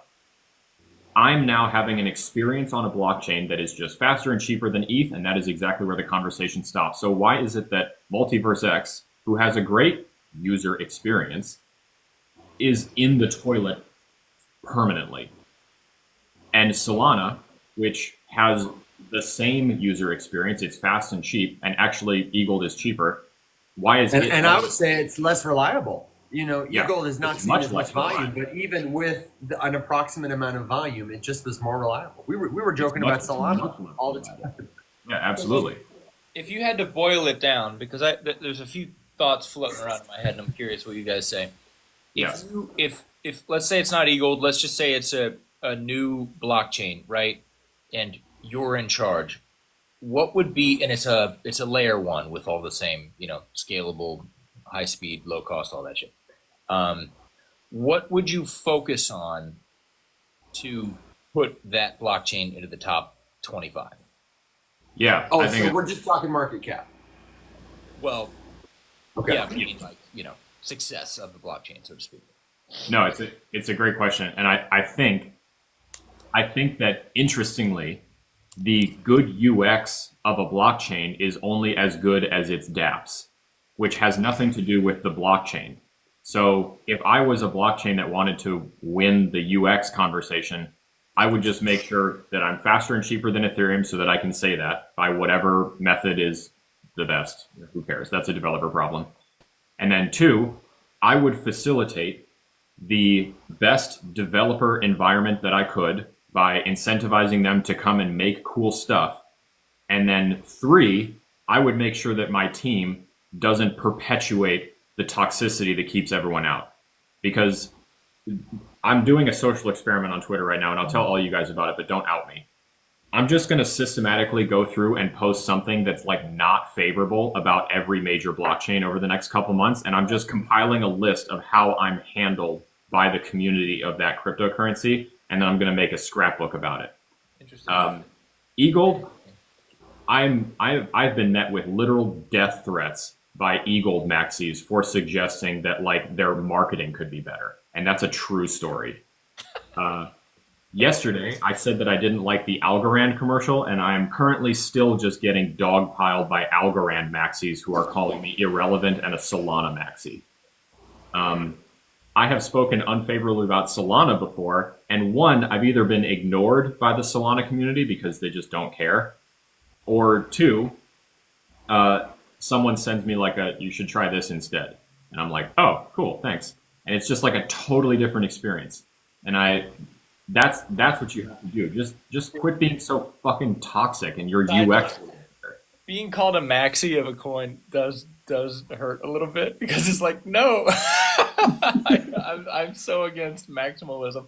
But okay, to summarize then, your answer was obviously have the strong tech foundations to make it better than competitors, create a strong incentive mechanism for devs to come in. Well, incentive mechanism, but also environment for developers to make, dApps cool. Yep. And then three, have a, non-toxic community. Yeah. Just Yeah, have Alex actually forgot the most important one. Step number one, Alex, is be founded by Coinbase. Or A16Z. Have A16Z all up in your draws. Yeah, I was gonna say those two things as well. The tech is obvious, but the biggest thing that I see as a winning mechanism is the dev environment and the incentive structures. Because Incentives, yeah. And the only thing I would add on top of that is savvy marketing. Because in crypto, we all know you have to be able to communicate with people. So the tech is one side. It's the build it and they will come. So if you make it easy and fun for developers to come in and build, then that is hugely important. but you also need to be able to communicate what you're doing in a cool and fun way. And crypto as a whole is getting better at that. It's much better this bull run than it was last time. Last time you go to these websites and you're like, I don't even know what you do, and I just read through the whole front page. There's still a lot of that, but definitely less.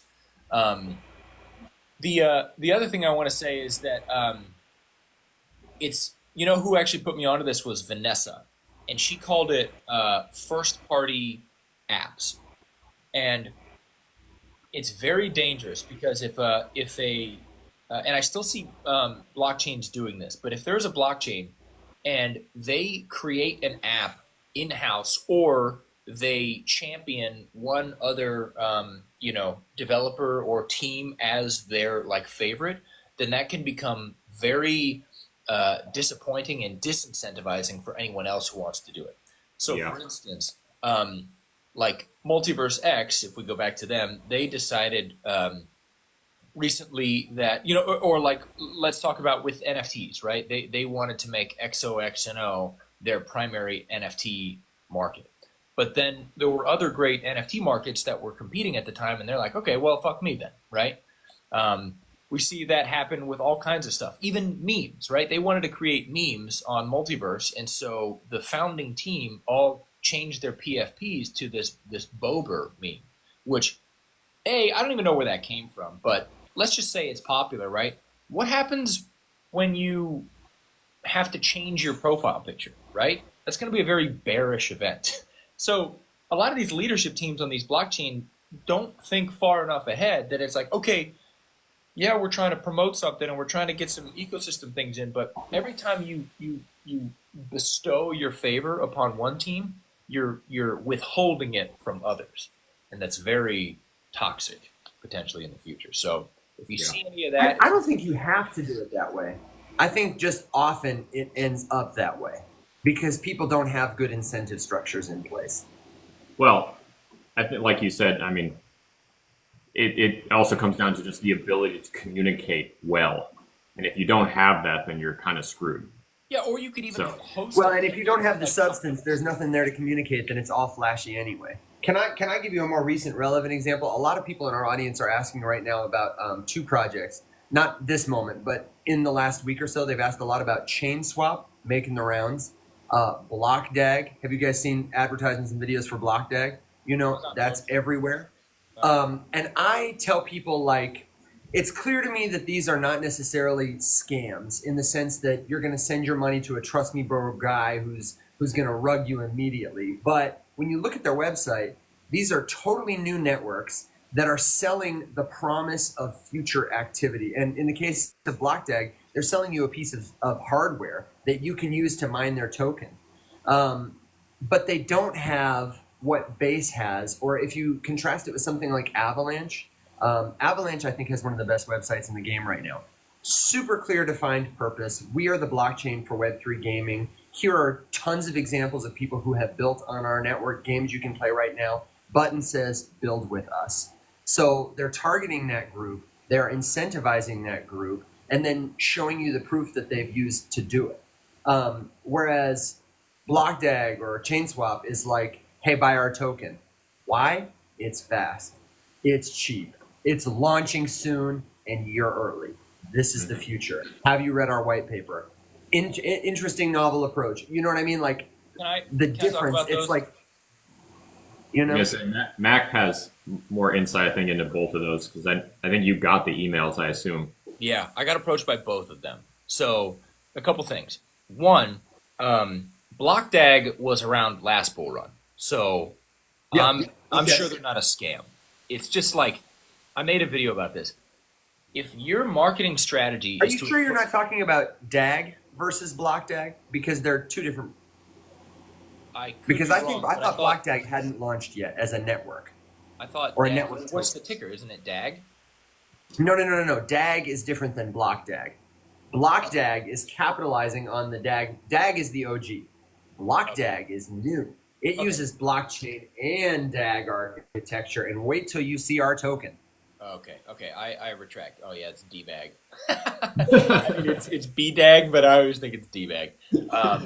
Okay, I gave this a quick once over, and I passed on it. But I was approached by them to do marketing. So first, I want to say, if you see videos talking about ChainSwap or BDAG, and they don't say that it's an ad, then they're probably breaking the law in this country. Yeah, it's almost certainly an ad, and there's a group of us, and I'm in the group because I'm not in the BlockDAG one, but I am in the ChainSwap one. Because when I was approached, it was by a guy who I like his content. He's been around for a long time. I think he got banned, so I don't know if he's ever actually gotten back to TikTok, but that happens at TikTok. I don't hold that against people. No. And I checked it out, and I was like, oh, cool. This is a cross-chain interoperability swap that protects your privacy. And so I asked him, I was like, can I just talk about the product, not the coin? And he's like, yeah. I was like, okay, sweet. That's all I want to do, right? So when I made the video, which I did get paid for, and I disclosed it, I was like, look, guys, I don't do ads very often, but I feel like this would be something cool that you could use. And, it's a way to trade. Now, listen, they do have an audit undergoing, so if you don't want to use it yet, then wait till the audit comes back. Wait till it'll be all clear, right? So I was very clear about all this stuff. And then after I made that video and I joined the group, I see this just flood of videos of people talking about the coin. And I was like, fuck, I don't know if I want to be associated with that, because they haven't done anything wrong, but they're not doing it right. And it makes people feel icky. And I told the guy who told me about it, I was like, dude, why are they doing this? And he's like, I told them to, but they don't listen to me. And first of all, if you're a crypto out there who's hiring people who have built up hundreds of thousands of followers and you're not listening to their advice, then fuck yourself. Because they're way better at marketing than you ever could be, you fucking flaccid piece of shit. What have you done? You know what I mean? You're hiring them. Listen to their goddamn advice. So anyways, flaccidity is just rampant these days. So you got to be careful out there, okay? And unpaid shills. That really grinds my gears. Because if I have to disclose, then you should have to disclose too. You know what I mean? No one likes disclosing, but you got to do it. If you get paid, you got to fucking say it. Anyways. No, man. Well said. No, spot on. I mean, why would you hire someone to help you with biz dev and marketing and then not better? Yeah. So hey, wait 1 second. Just because problem solver. I don't know why you're on like a kick about nail painting these days, or today specifically. I'm not sure what prompted that. This is like the third nail painting comment today. Couple things. One, fun fact, and I don't speak for Mack, but Mack does jujitsu pretty regularly and quite well. And I know a lot of people who do martial arts, and actually the largest population of my friend group that paints their nails are MMA fighters and people who do jujitsu. So I'm not really sure exactly what, like one of the most dangerous men that I know paints his nails sparkly pink, and he wears Hello Kitty fight shorts because his logic is that if the guy in the Hello Kitty shorts with the pink nails knocks you out, you're never going to emotionally recover from it. And it just psychologically messes with the head of his opponent whenever he gets in the ring with them. They see him, pink hair, pink nails, pink Hello Kitty shorts, and they're like, dude, I don't want to punch this guy. And then he knocks you out. So I'm not sure what the kick is here with this, but like, just to be abundantly clear, I just don't understand what you're going for, and I hate shit like this. So I'm trying to squish it out because I just think it's stupid. Well, hang on, before you squish it out, I just want to say I have tried it, but I don't know how to incorporate it in a way that feels natural for me. Like I do neckerchiefs, I go shirtless, I wear weird stuff all the time, by which I mean unconventional for a man stuff. And nail polish would fall into that category. I would like to find a way to be able to pull it off. I haven't yet. So if you've got suggestions, tips, good jokes, words of wisdom about nail polish for guys, I mean, well, I'll take it.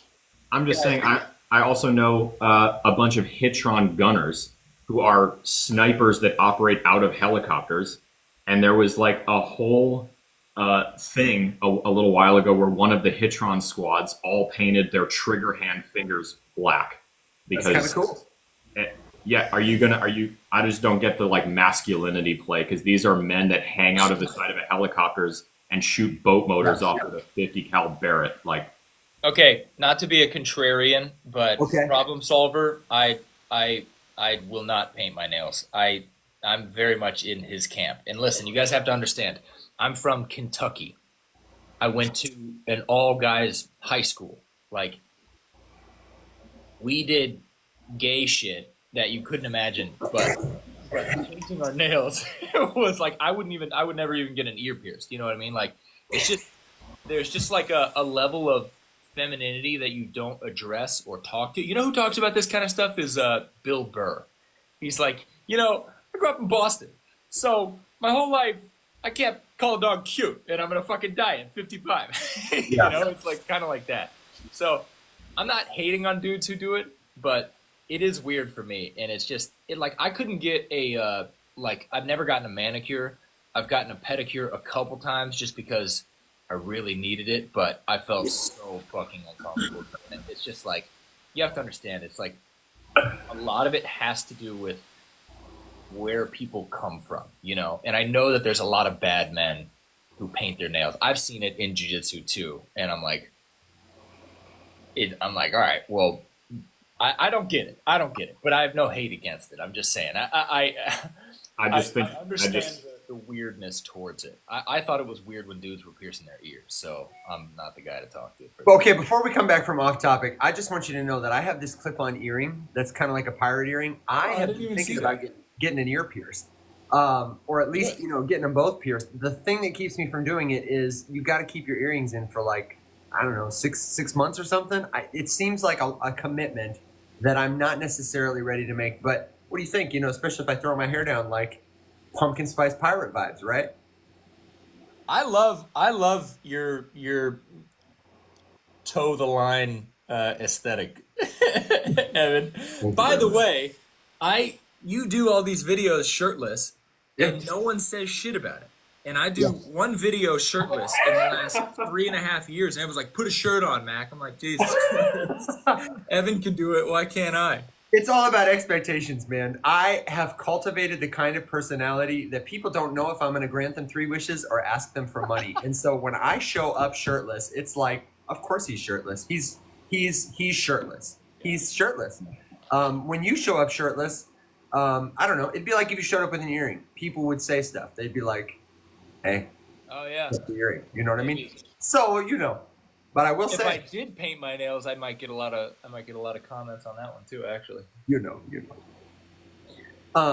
what you got, Alex? I see you brewing. no, it's turmeric time, boys. Oh, turmeric. Yeah.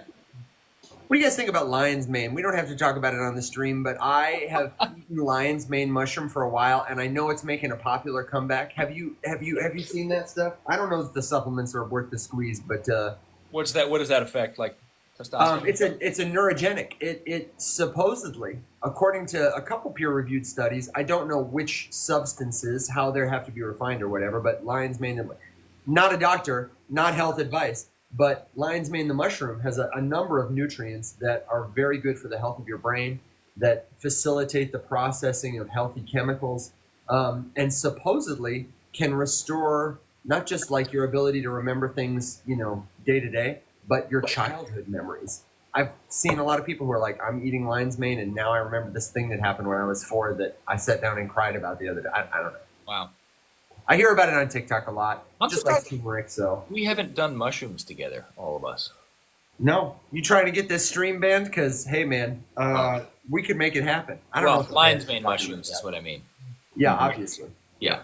nice portobello sandwich. Yeah. Yeah. Listen, man, my grandpa cultivates portobello mushrooms, and he's not doing so hot right now. He might be at the end of his line, but I do have some preserved, mycelia from him that I've been hanging on to that I forgot about until just recently. So I've been looking for a reason.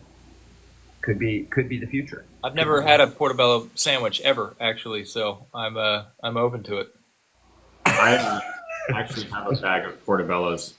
Mac. Do you? You got a portobello guy? Wow. I got some portobellos. Well, let's go on a culinary journey. I'll make you a really good sandwich. It'll give new meaning to the words rise up. If you're just tuning in, we're here Monday through Thursday at 7 a.m. Central Standard Time. Tuesday is panel day, and mostly we talk about crypto. It's helpful news, commentary, answers to your crypto questions for people at all levels of experience. So if you got a crypto question, leave it in the chat. And then check us out at theriseuppmorningshow.com. You can find links to the YouTube page where you can catch our replays. You can find the newsletter, which is a once weekly, super brief, free best bullets, tips, and tricks from the show. And then, of course, the Discord server, which is where you can type unlimited character comments to us, send us pictures, links, and join a community of other learners who will help keep you safe. So, with that in mind, fellas, Alex said to me today, dude, we got to talk about the new GPT. I do want to talk about it. But, I'm here to talk about anything. So did you have one or two use cases? Because I was ready to switch to Gemini until I experienced the magic of it, doing a couple of wild things that I thought changed the game. So no, I had just subscribed to Gemini. I was just talking to Mack about this yesterday. I had just subscribed to Gemini Advanced because I was like, okay, well, this makes sense, right? It's Google's AI. It's got to be really good at a couple very specific things, like mostly what I want to use it for. And newsflash, it's pretty bad at all of them. Like, I don't know, Google's definitely going through it right now with their like AI overview. Have you seen those? The pictures of just like Google's AI overview response to search queries? Like, so essentially what happens now, I guess, I'll look at it. You Google something and it's going to give you like an AI overview of the thing you Googled, and then it will give you all of the search results. But the first thing you get is this overview, and it's just grabbing information that seems topical, but it's doing things like grabbing a Reddit post from an 11-year-old from 20 years ago, where it's like so the most stark example I saw was, ways to handle depression. And it was a Reddit post from a teenager from 10 years ago that just said, I recommend jumping off the Golden Gate Bridge. And that was the top result. And then there's just like a bunch of other stuff, through Google. How many rocks a day should you eat? And it's just like finds a Reddit post where someone suggested eating rocks, and it puts that as the top result. It's just... Did Evan think that he muted? The annoying thing is that I don't think you can mute your mic if you're hosting the stream. Oh, okay. It's really annoying. It's so dumb how that works, but like... Just fucking committed. Yeah. No, yeah. I don't think you can mute. At least they moved the mute button somewhere where you have to dig through like multiple layers of the menu to try to find your microphone settings and hit mute. When you're a host, you can't mute yourself. I'm so sorry. Yeah, no, it's really dumb. I was thinking maybe it was your phone. Maybe your phone hasn't upgraded to get a mute button on it yet. Probably. There is always that chance. It's probably. We were also talking about on that call, Alex, that for those of you who have seen Ex Machina, great movie, by the way, the founder of it, it's about this, it's about an AI robot, and the founder who creates this incredible robot is kind of like the founder of Google in their world. They have 85% of the search traffic, and he takes all of that data and funnels that into Ava's AI. And I was just thinking, like, how has Google not completely dominated this AI race? Isn't that amazing? They've been knowing what people are searching for 20 plus years, at least 95% of the population, right? The whole time. And they haven't taken that data and compiled that into some sort of generalized AI. We know you're taking the data. Yeah, to be clear, Google's percentage is 81.95% of all internet search traffic goes through Google. But that's down. I think Bing is on a rise lately because of the AI. Yeah, shout out to Bing for hanging in there, man. Bing's in the double digits. Bing is about to hit 11%. Good for Bing. No, but Google has come under fire for selling their data that they've scraped from searches or collected, in spite of their terms and conditions. Most recently, I saw when I just verified it here, they cut a deal with Reddit to sell them a bunch of AI training data. And it's like $60 million a year, which honestly seems low. Yeah. So it makes me wonder, like, what's in that basket that they're getting. But. Yeah, and I got like the little ping that was like, hey, try GPT 4.0. I don't know why they call it 4.0, but just, try it for free and make the decision, whatever. And I was like, okay, cool. I'm doing a thing. I'll give it my like baseline, whatever. because I was using Gemini originally because I wanted it to be able to like go to a website and like tell me about the website. But every time I send a URL to Gemini, it's very clearly reading off of the wrong website. And all too often, don't even fact check it, okay? Just like ask Gemini a question, get the answer, and then say, are you sure about that? And almost every time it goes, oh no, I've made a mistake. I'm so sorry. And then it tells you something different. So it's just like super unreliable.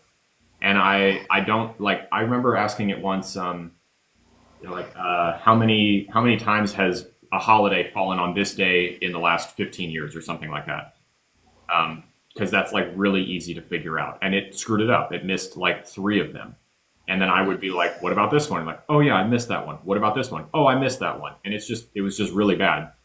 And 4.0 has just been destroying it. Like it's so clearly looking at the website that I sent it.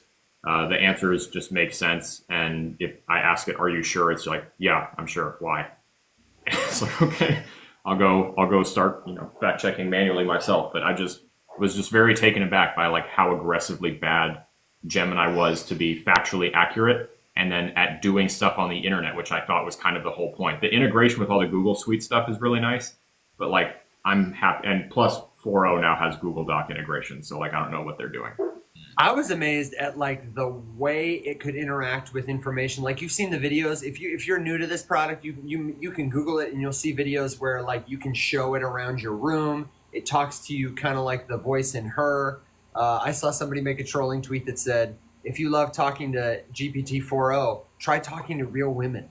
But I was amazed at how it could like, sometimes, I don't know if you've experienced this, Mac or Alex, when you copy and paste information or if you tell it to look up a website, it can be hit or miss or say, I can't do that. It's got a lot of limits. The other day, I was setting up a light show for my band, something I had never done before. And not only did I feel like it had more control over independent resources, I was setting up a product called My DMX Go. But I was like, can I take some pictures of this manual and send it to you? And can you remember them? And then can we have a conversation about how to install these lights? And it was like, yeah, absolutely, sure. And so in about 20 minutes, I had the most helpful customer service experience I probably ever had with an agent that didn't belong to the company, that wasn't a human. And I got all these lights totally installed. And the other one that I was really impressed by is the voice response has gotten better too. Because you can press the voice thing and talk to it and ask it to do stuff. I had a story that the Met Gala this year, one of the themes was like in the Garden of Time. And there was this debate happening on TikTok because the Time Garden is a very famous dystopian short story about rich people who buy themselves time from an impending revolution by plucking flowers from a garden that set their clock back. Super dystopian, super interesting fundamentals, and it's very ironic for the Met Gala to pick a theme like that. And I read it a long time ago. I wanted to refamiliarize myself with the story because I thought I might share it on TikTok. So I asked GPT if it could read me the story. And it said no, but it found me a link to a site where I got the text, pasted the text into GPT and said, hey, can you read this out loud for me? And it was like, sure. Once upon a time, there was a garden. And I was like, it was better than 90% of audiobooks I've ever heard. And it read me the whole story and was like, would you like me to do anything else with this story? I got 2 phone calls in the middle of it. And I went back to it and I was like, hey, sorry, I got a phone call. Can you resume from the spot about like where they were looking over the hill at the 4th wave of people? And it was like, sure. Wow. And just read it was amazing. It was amazing. Yeah, so I've been trying to like get more specific with it.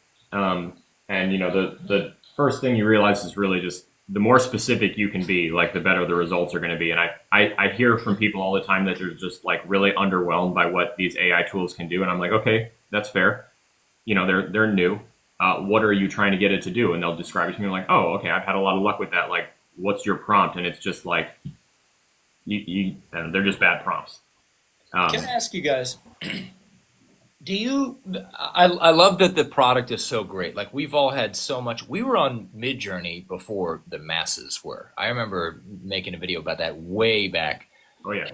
So we've been very AI. I mean, even the Corrupted was doing AI before OpenAI or the Chat GPT came out, which is cool. It's kind of a badge of honor. But for sure. Are you guys not worried? I mean, I know these products are great, but ever since I read that's I don't remember what it was called, the economic paper, the thing on Tau. I told you guys about that, right? If you go to BitTensor's website and you look at their like State of the Union, or it's some kind of like blog post that they have, and they lay it out in very clear terms, right? And basically what they say is that like Bitcoin was created to be a new financial system separate from the existing one.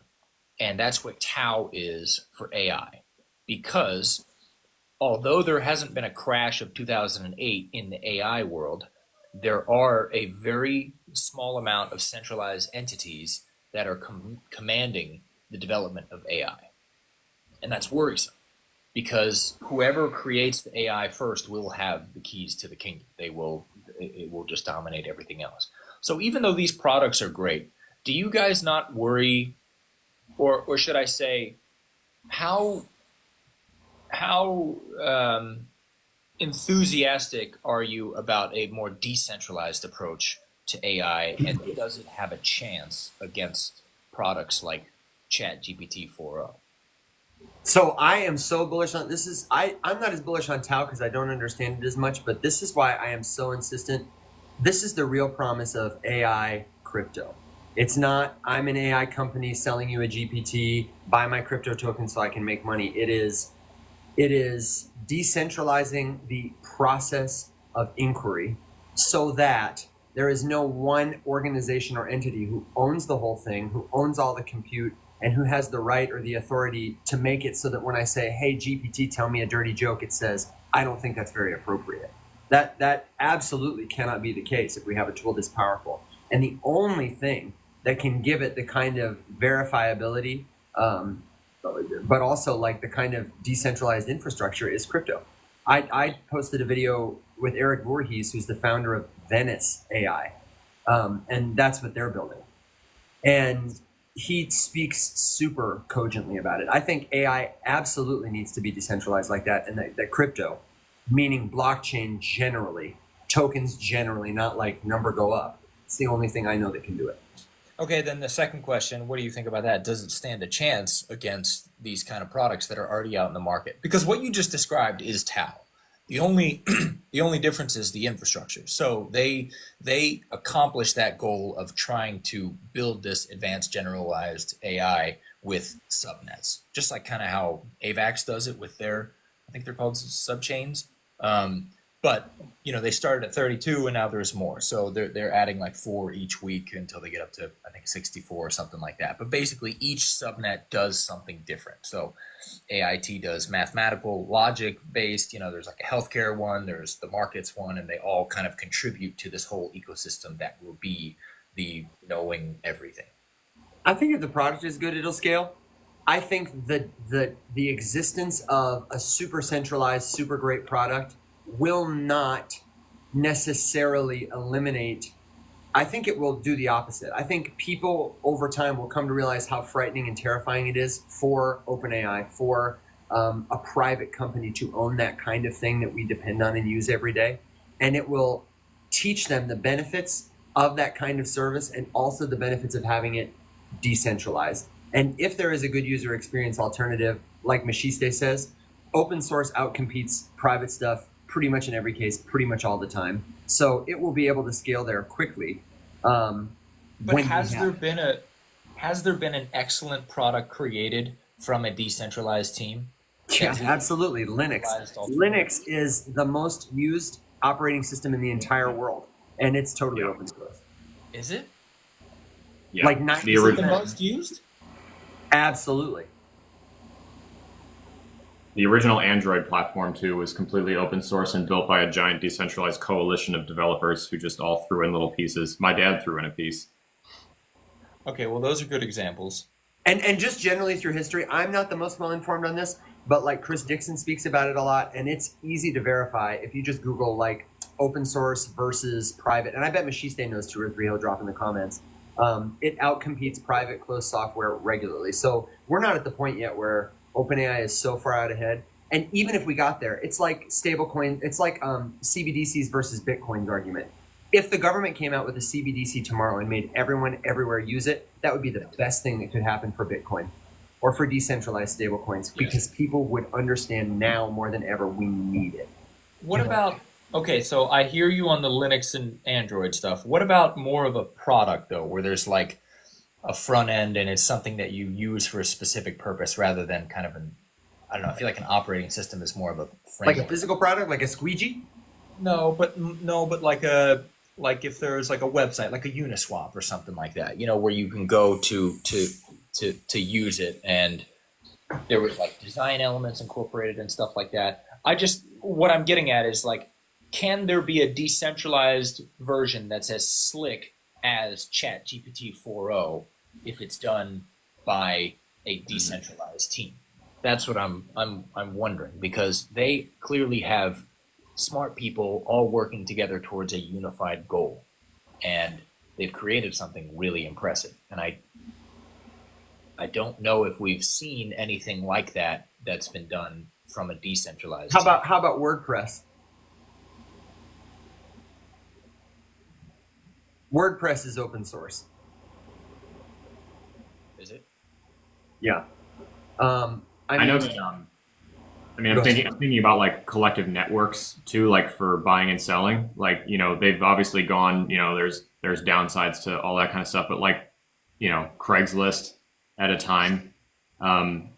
Although I think that saying that as an example kind of plays into what Mack was talking about, because Craigslist was far outpaced by Facebook Marketplace. Yeah, I don't know. I certainly can't answer the question, but my reflexive opinion would be that right now maybe there's still a chance, because like, I mean, even for me as like an everyday user of an LLM, for just general work stuff or general life stuff or just general curiousness, I guess, because like I'm almost more likely to use them to like search for stuff than I am to just do a raw Google search right now. Not quite, but close. I think that enough like leaps and bounds could be made where like something was more appealing than you know, ChatGPT, because like I switched away from it. It was exclusively getting better, and I went to Gemini I was on Gemini for months as my go-to, and then I switched back, and I'm kind of like hopping around, and like, but I do definitely see, you know, like there's the Solana one, right? Sol GPT, which is like by all accounts it's making strides in progress, right? Like they're getting you know, automatically natively installed in the Saga phone, all this kind of stuff. Like they're progressing, they're building, they have money, that they're doing a good job.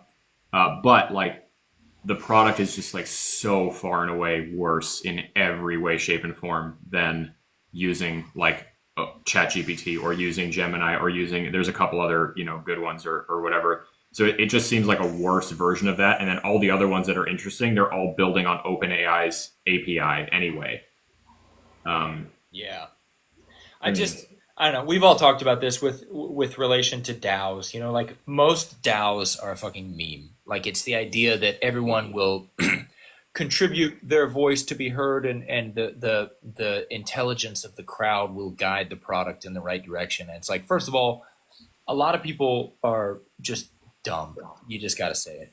Two, a lot of people aren't paying attention. And you need everyone to be educated, and that's the biggest one. To have like public discourse about whatever is being built in order to build the best project. And I don't think people are incentivized enough, or it just becomes a breakdown in communication if you're forced to vote or ask the community for every small decision you want to do. There has to be some core team that's like leading any project. From the then it can decentralize out. Sorry. I've never thought about it with that particular angle about the need for healthy public discourse, because I think we're almost incapable of that right now collectively. And this Algorand commercial, like my tweet from yesterday, is a great like microscopic example of that.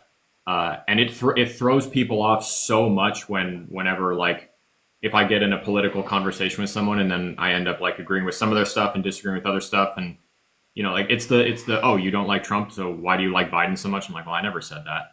It's weird because you just can't have a discourse like that. And yeah, that's 100% necessary for a DAO to function. I mean, I constantly say DAOs are like the worst good idea I've ever seen.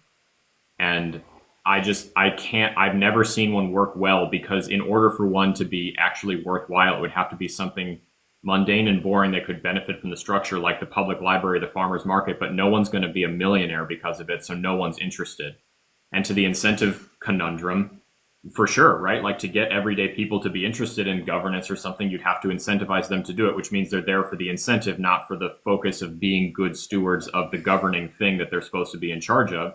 So it's just going to be bad. Yeah, you'd almost have to like gate the benefit of the token behind participating in governance. 100%. Which I Yes. think would naturally limit its expansion audience-wise. Because I don't have time for this shit. That's exactly like, Evan, I think that you do agree with that, because I disagree with you. I'm open to it. Alex probably knows where I'm going with it. Go ahead, man. I'm inclined to say that you agree, because you and I have talked about this quite a bit on the show. So like, if we take the public library example as like something that should be a DAO that no one should get rich off of, and they should, come together to make efforts to like, expand this section because of reader demand, or, we need more comfy chairs, little shit like that, right? Like, it's not super sexy, very exciting stuff, but it's important to the library and it's important to the people who use it.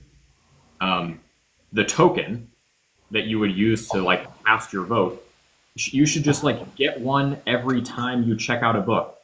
And that's what you have to do. And then you can get another one if you turn it in and you share a review of the book and give it a rating and like write a little blurb so that other people can know if they like the book or not. So the token is not, I'm not buying it. I can't sell them to someone else after the fact so that someone could buy all of the influence in the library. I'm like, I get a lot of the tokens and I have a bigger say because I'm there every day and I check out a book every day and I write a review for everyone else. And so I have a lot of these tokens and I get to vote. So my voice should matter more. The farmer's market guy who's been there for 40 years with his table and carrots should have more of a say than the guy who showed up one day with bracelets and is just like, yeah, I'm here now. But I also have $1 million, so I'd like to buy the influence of the 30-year veteran of this market. Like, that doesn't make any sense. So in that sense, yeah, 100%, I think the token should be gated behind participation in the thing you're going to govern. Otherwise, you're not qualified to govern it. I think where I was disagreeing with is, maybe I misheard Mack. I agree with that completely. Was that, Mack, you said that wouldn't incentivize people to participate. Like, without the monetary, I can buy it or I can speculate on it, people won't participate. Did I mishear that? Well, if you didn't get any benefit from participating, then yeah, I think it would. But you'd have to be draconian in your setup of the way these incentives worked. And I don't think you'd have to be draconian. I think you'd have to be novel. Like, I think the problem with most token incentives now is that people are only being draconian. They're like, tokens, money, but now it's on the blockchain, or they're, you know what I mean? They're like so doing old stuff with this new thing. I think mostly the ways tokens will be used to create good incentives haven't been thought of yet. I think we're going to have tokens that work together. You're going to have like 12 tokens. And mostly you're not going to look at any of them that signify your ownership of like being a student at school. Some of them will be hyperinflationary. Maybe one of them will be monetary. Some of them will be NFTs. I don't know. I think it's going to be much more robust and complex, but also more simple to experience and access than what we're doing now. What if each time you voted, there was a quorum, and that is what earned you more coins? Well, sure, but why not always have a token that you earn every single day you check in, or a token every single day you're like a citizen? And maybe that one is hyperinflationary.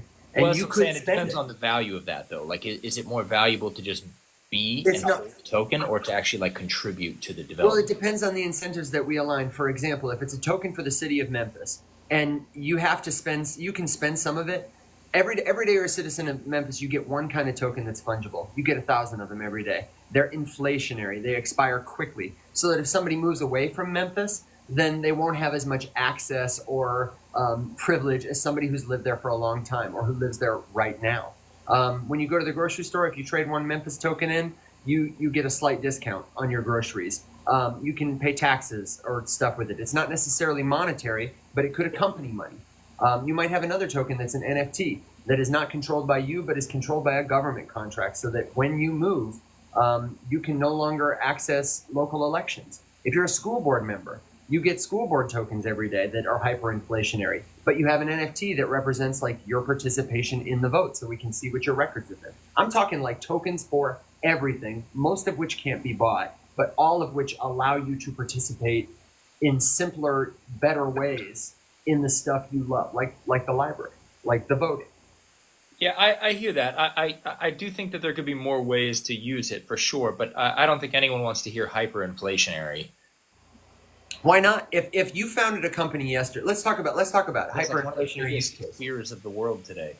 Yeah, but hyperinflationary, I just simply mean a thing that becomes less over time. I'm not talking about any monetary value. Forget about money. But even still, that means your voice matters less over time. No. Think about this. You work at McDonald's. Every day you work at McDonald's, you get 1,000 McDonald's tokens. They're hyperinflationary. And every month, McDonald's gives an NFT to the employee of the month as decided by people who hold this McDonald's token. Other employees, maybe the manager gets 5,000 a day, so their vote matters more, right? Mack, you were employee of the month this month, and we're going to give that to you as an NFT. Now, 100 years from now, when you no longer work at McDonald's, we have a way to see, because of your NFTs, that you were the employee of the month 12 months in a row, and therefore a valuable employee. And maybe you still get to participate somehow. But since you don't have that hyperinflationary token that allows you to vote with the same amount of weight on who should be the employee of the month this month, it is a good thing that somebody who was once active but now no longer is doesn't have the same weight. Maybe they can still participate, but the inflation of the token is a good thing in that regard. It allows us to tell right now who is the most active or who is the most involved person in our organization. But Evan, the necessary caveat to all of that is that we have to accept that, like, in that sense, that token would be a terrible investment, which is the way. Absolutely. He's not talking about. No. I know. I'm just saying that, like, one of the biggest things that confines the way that a DAO or any DAO-like structure, any governance model could work is that in order for it to be effective, it has to be a bad investment, which is just like the market as itself. Like, this industry is so wholeheartedly not ready for anything like that they fail. I don't understand either why anything needed to be hyperinflationary in that example you just gave. If I won Employee of the Month, then that would be all you need to check to see my standing within the DAO. Right, but if you wanted to use the token as a gate to participate in some sort of governance, and it doesn't have to be monetary, because at McDonald's, if we're all employees, then what happens at McDonald's matters to us. The incentive is to have a say in what happens in your workplace, a non-arbitrary say that is represented by tokens, which also symbolize the rules we've all agreed to and help us enforce them. Maybe like we get to vote on, I don't know, who the employee of the month is or what kind of toilet paper we buy. Just whatever matters to McDonald's employees. And it is hyperinflationary so that the NFT measures one thing, but the inflationary token ensures that in the future, somebody who is like a co-founder of McDonald's but now doesn't own it doesn't get to choose what toilet paper we're wiping our butts with every month. Most people would I think agree that like somebody who was there 60 bajillion trillion years ago and invented, the burger should have some kind of influence, but probably not the same kind of influence over the same kind of decisions that people working the cash register today, right now, are most affected by. But this is what because we had this exact same question and conversation around rev points. The inflation is a bitch. Like I actually got a lot of respect for Jerome Powell with creating that whole system after a while, because it's just insidious. The issue is that if you have something that's inflationary or, God forbid, hyperinflationary, what it does is it unfairly rewards the current actors in the system, and as time gets applied to that, it becomes less and less appealing for new entrants into the system. No, it's good for new entrants because they have as much opportunity as the old entrants to accumulate and get a good thing. If it'll it's take hyper much longer. If you have excuse me. Mac, I'm so sorry. This whole time I've been saying inflationary, and what I mean is deflationary. That's a small detail, Evan. That's a very small detail, but it's extremely important. It's the Hyper exact deflationary. opposite of what I've been. Evan, It's morning still. It's morning somewhere. It's morning here. especially 5 o'clock Evan, you- somewhere. Absolute. I've been rugging myself this whole conversation. I understand. Does that make more sense? Hyper deflationary. Yes. You could also have hyperinflationary token. Yeah, does the exact opposite make a little bit? Yeah. God damn it. God bless you, man. Why didn't you just tell me that? Why did you? Why, just was say that? I was I saying the Earth was flat? I meant it was round. Well, it's easy to confuse those things. I feel like I don't know why. Hated when that happened. The old opposite. Yeah. W's in the chat and maybe big L's for me. I'm so sorry. I'm so sorry. Okay. Yes, it's okay. I get it. Yes. Okay, Mac, with that small adjustment, how does that change your opinion? Yeah, deflationary makes a lot more sense to me. Yeah, the point I was about to make is that, like, if you have something that's inflationary, and this can be applied towards any crypto, right, or any staking mechanism, and it's way less popular this bull run than it was last time. There was a lot of high APYs in the last bull run that was very attractive to people.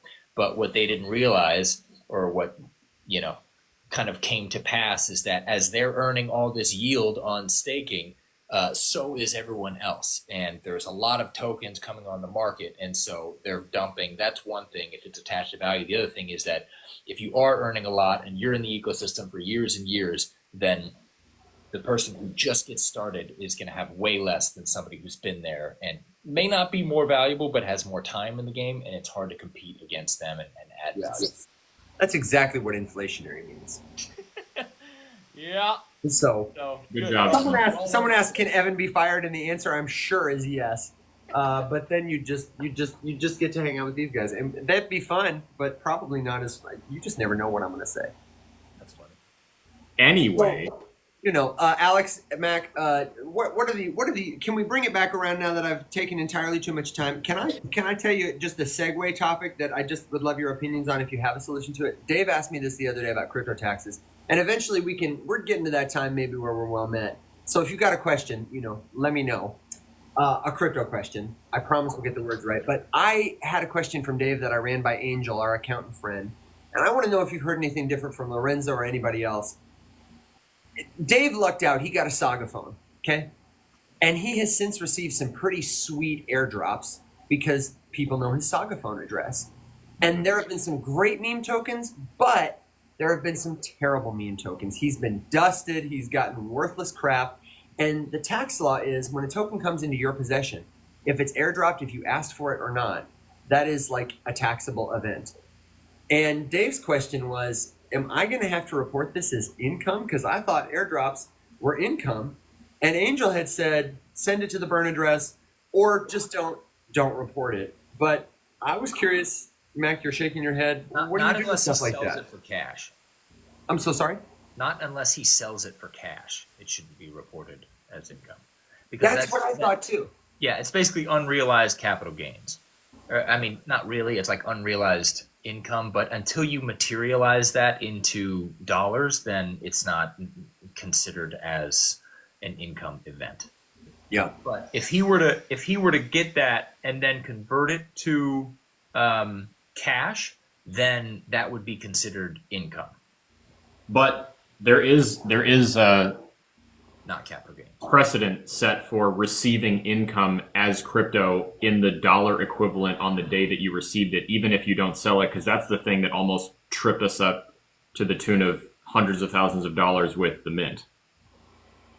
Because even though the price cratered and we never sold anything right after, the date of receipt was the date that the IRS would look at if we ever got audited for income, and they would look at the price on that day. That's the biggest piece of debate, that there's no exception written for that, because it makes absolutely no sense that that's the case, because you would be you could be double taxed in that same standard too. If you received payment in a crypto asset and then the price went up, you'd have to pay income tax for the day that you received it and the day that you the dollar amount that it was worth on the day you got it. And then if you sold it for any amount of profit over that day, you'd also have to pay capital gains tax on that piece of profit. And I what do Angel said remember made me that. think that's true too. But he said, honestly, just don't report it. Yeah, I wouldn't. Really, yeah, I would not. regardless, I wouldn't report it. You might be right, Alex. I might be wrong, because that seems that does sound familiar. It sounds so fucking unbelievably stupid. Yeah, it is. Oh, Depends absolutely. when you're listening. It's really, really stupid, but it is unfortunately the way that legally it works in the United States. That But crypto that's income, also like saying that you could, it's another reason we need reform and revolution. But like, you have no control over what goes to your wallet. exactly. Like, I could send you $1 million and be like, have fun paying that tax. Exactly. You know? You could theoretically send me $1 million worth on paper of a token, and then rug the project, and I would technically owe income taxes on that $1 million. But wouldn't you? But couldn't? Well, Yes, it would never probably come to fruition, and who in their right mind would like report that and follow up on it, and no. then But I'm saying, if in that situation, if you then, I guess my two questions are: would you have to sell it? Would you have to try and sell it at zero in order to lock in the capital loss and nullify the income? yes, but don't forget you have a very low ceiling on declarable capital loss in this country. You can only declare a capital loss as an individual up to $3,000. But it So- was over. But it rolls over 1 Because year. the business is much higher, right? You could do a total of $6,000 over 2 years. I don't think that that's true. I think I'm fairly certain, and I'm getting this information from Lorenzo, so take it with a grain of salt. But he said it would keep going. He didn't say anything about a 1 year limit. I would ask Angel because I had the same conversation with him and I got a different answer. But again, the disclaimer here is that neither one of us is accountants. We're just recounting conversations we've had with our accountants. Yeah. So the new meta is I'm going to launch a meme token with a supply of like less than 1.0001. I'm going to put $20 in the liquidity pool. I'm going to send it to you. I'm going to rug it, and then you got to sell that bad boy, and we'll have tax losses forever. And I'm pretty sure businesses can offset more than individuals, so let's play it in LLC mode. As long as we make it hyperinflationary, that's all I do. I'm never gonna live that down, man. I'm absolutely never gonna live that down. It's like some people mix up left and right. I mix up inflationary and deflationary. So Evan, you're 2 for 2 today. man, really, truly. The impression that I've gotten from having this conversation with Angel is that one, the law is insane. It makes no sense, and it's not that the law says that this is what it is. It's just there is no law to account for this very specific and special circumstance, and so you just fall victim to existing laws because there is no scenario in which a thing in the United States can be ungoverned for any amount of time. So we have to just slap its enforcement ability onto the closest thing that we have to law, and then just screw you for having, a unique extenuating circumstance. And that's really the big problem here with crypto tax law is that you get double taxed all the time. None of it makes any sense. And there's just simply no special rule book for how to treat this stuff. And so as a result, you just don't end up reporting things that make no sense because honestly, you would probably just lose more money than you even made in the first place. That was the case. That was the case for the NFT mint. If you minted a thing and you collected income and revenue as a cryptocurrency and then the price cratered and you owed money on the first thing, you now have to pay money for the fact that you made money and then pay more money for the fact that you lost money. So like at the end of the day, all you did was lose a shitload of money if you follow the letter of the law. Well, you wouldn't pay on the loss though. No, but you would pay, you would lose. I just mean because you'd have nothing in your wallet anymore to like cover the amount that you owed, you would end up losing money. Yeah. Yeah, all I'll say, guys, is again, we're not CPAs, not tax law professionals. There's probably about 7 of them in the U.S., and we're not 7. The IRS, I still am in the camp that they this whole industry blew up in the past few years, and I don't think that they're the most well stocked, organization. They could have a lot of people, but basically, if there's nothing connecting selling a crypto to dollars, they would have no way of knowing that you owned that wallet. So in other words, if you never tell them about a certain wallet that you have, and you don't send crypto from that wallet into the centralized exchange where you convert it to cash and put it in your bank account, they would have no idea that you own that wallet. I'm just saying there are ways to kind of there are legitimate ways that you have to mitigate it because there is no law to account for the way that people are operating.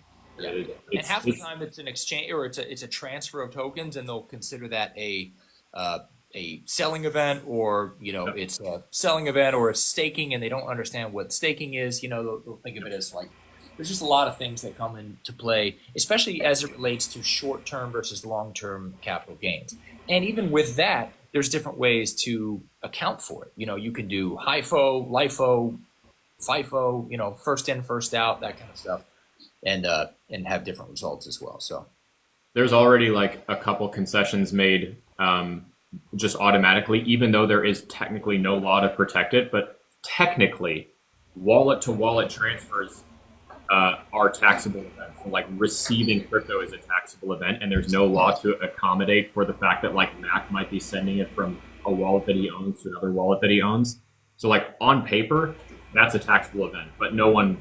That's like one of those that's just like, even though we don't get a law to protect us from that, technically, no one reports it that way. And even like Coinbase's, like the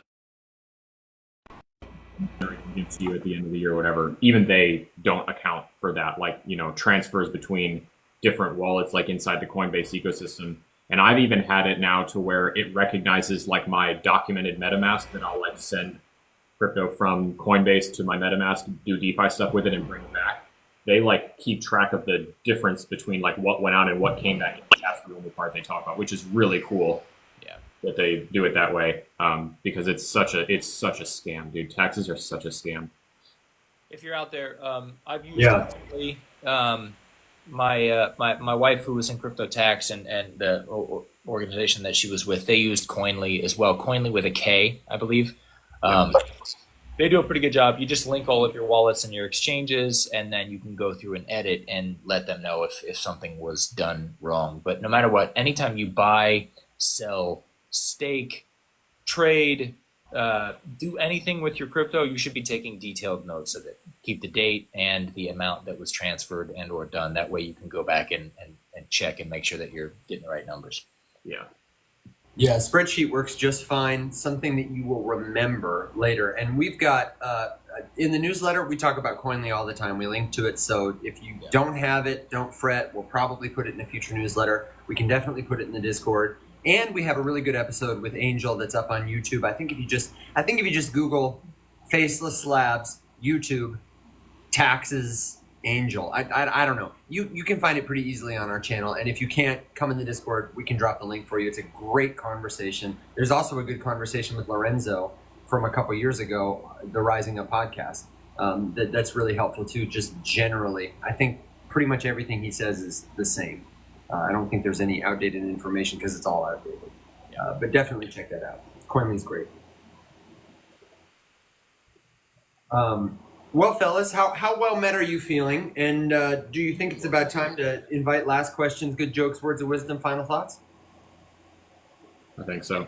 I'm down. Yeah. So my invitation to you is, again, if you're not already signed up for the newsletter, it's one time a week, super brief, best bullets, links, tips, tricks from the show. We're not going to spam you. Come back Monday through Thursday, 7 a.m. Central Standard Time. We're here. And then jump in the Discord server. It is the best place where the chat from the show doesn't die. It's 24/7. Ask any question, share what you know. The best way to learn this stuff is to get into a community of others who are interested about it too. Keep yourself safe. Set it, forget it. Learning journey, it's here. Let us know if you have a question we didn't get to. Check it all out at theriseuppmorningshow.com. And then my final thought or question is to say, are you guys excited for Consensus? Because you're going. Yeah, it's going to be cool. It's going to be good to be back in the old conference circuit. Yep. See some familiar faces. We all went to a lot of conferences in 2022, the crypto winter. I don't think any of us went to anything last year, did we? Maybe you did, Evan? No? Maybe I did, but if I did, I forgot it. Mac, you and I were at, in 2023, we were at Bitcoin Miami. Oh, you're right. At the very beginning. Yeah. And that was a sad spectacle. So, yeah, I'm excited. It'll be good. Good little trip. Hoping to see a lot of friends and people that we'll probably see that Waxman guy that we see every single time. Oh, you know we're gonna see him. We're gonna see him every time. Yeah. So no, it'll be good. Austin's great. Yeah, it's Tori, it's in Austin, Texas. Serge, Yeah, Serge wants to know what time. I think I land. Mac, I lied to you yesterday. My flight leaves Savannah tomorrow at like 9 a.m. and I land in Austin sometime like 1:30 or 2. Yeah. Okay. That's what I thought. Yeah. I'm a little bit earlier. I'm like noon. I'm like 11:30 Surge. So Alex and I'll probably link up and then do something. Is the conference going on Wednesday? It starts tomorrow. There's events on Wednesday. Yeah. Oh, so we'll probably head to the conference then. Yeah. Yep. I'm getting a list of worthwhile satellite events from a friend of mine who is just a prolific conference maxi, and she knows fucking everybody. So she's sending me a list of some things that are worth checking out if we have the time, but we'll see. Yep. No Cardano parties this time. Nope. Although last time Mac and I were at Consensus we went to Consensus in 2022, and I left having shaken Charles Hoskinson's hand, and I also got COVID. So I'm hoping.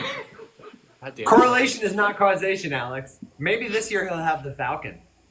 It was pretty interesting. There's definitely an aura around Charles Hoskinson. Oh, it was wild, dude. It was a little bit. I mean, we weren't starstruck, but it was like, oh wow, there he is. There's the guy. I mean, that's a billionaire. That's a guy worth billions of dollars. Which you know what I always think about, because he's the third billionaire that I've seen like in person, like within feet of me, and I always remember how different he carried himself versus how different Mark Cuban carries himself versus that one like tiny billionaire from the Phantom Party. Remember, was it Harry Ye? Is that his name? Oh yeah.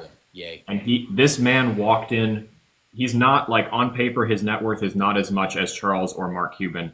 And he walked in with like an entourage of huge men that were elbowing people out of the way so that no one got close. And then Charles is just like in khaki cargo shorts and a plaid shirt, just like walking through the middle of the Cardano, shaking hands, and no one knew. Spawned. He literally spawned behind us. We're like, oh shit, there he is. It was. And then, of course, I remember, just imagine being the guy who, because Cardano was presenting the Lace wallet at that event. I have no clue where that went, but I haven't looked into it. I just remember like the guy who's like doing the PowerPoint, and then all of a sudden Charles just comes out and sits in the front row of the presentation. And he's just staring at this nerd who's got to present this wallet, and I'm just like, and then at one point, of course, Charles is like, let me just hop in here, and he just gets up and starts going. Yeah, that's so true. Yeah, I forgot about that. He's like, all right, let's see how you do, intern. Oh, no, I'm gonna do it. I would have died, man. Yeah. Is there any one person or like thing, team, project you're specifically looking forward to seeing? I think the Eagle people are going to be there. They are. I'm sorry, what? Yeah. Old Benny boy is going to be there, allegedly. You're looking forward to it? No.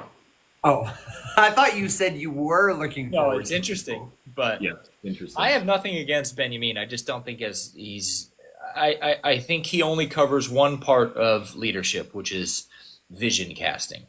I think that he needs a lot of help with delegating and coming up with actionable strategies and staying the course rather than just highfalutin flowery language. But yeah, it'd be interesting to see them. Kind of, I don't know. They might be like, hey Mac, heard you were talking shit. I'm like, yeah. I don't know. Maybe they don't know. I don't know. Who knows? Yeah, maybe he'll be like, Matt, who? I think they, at this point, have just, IPN or IP, what's it called? The IP address blocked anyone from America. So we'll see. Yeah, no, I'm looking forward to, there's one or two talks that I'm like really curious about, not to know if I'll go, maybe just to say I was in the same room, but like I'm curious to see how Hester Pierce talks about stuff. I'm curious to hear what Tom Emmer and the other senator who have been like in the crypto camp for years, I'm curious what they're going to say. I don't care about what any other politicians say about it, but Those guys I'm curious about. And then I'm very curious, and of course now I'm forgetting her, Lynn Martin, the president of the New York Stock Exchange, is speaking as well, and I think that should probably be pretty interesting. Nice. Aether, I just found out it's going to be there too, so I'll probably try and hop over and say hi to those guys. Yeah, I'm big time bullish on them. Last time too, Edward Snowden gave a talk. That was really cool. That was cool. Yeah. So yeah, I don't know. I'm sure there's a lot of people that are going to be talking and moving around. So There's a lot of speakers. It's a pretty good conference. It's well done.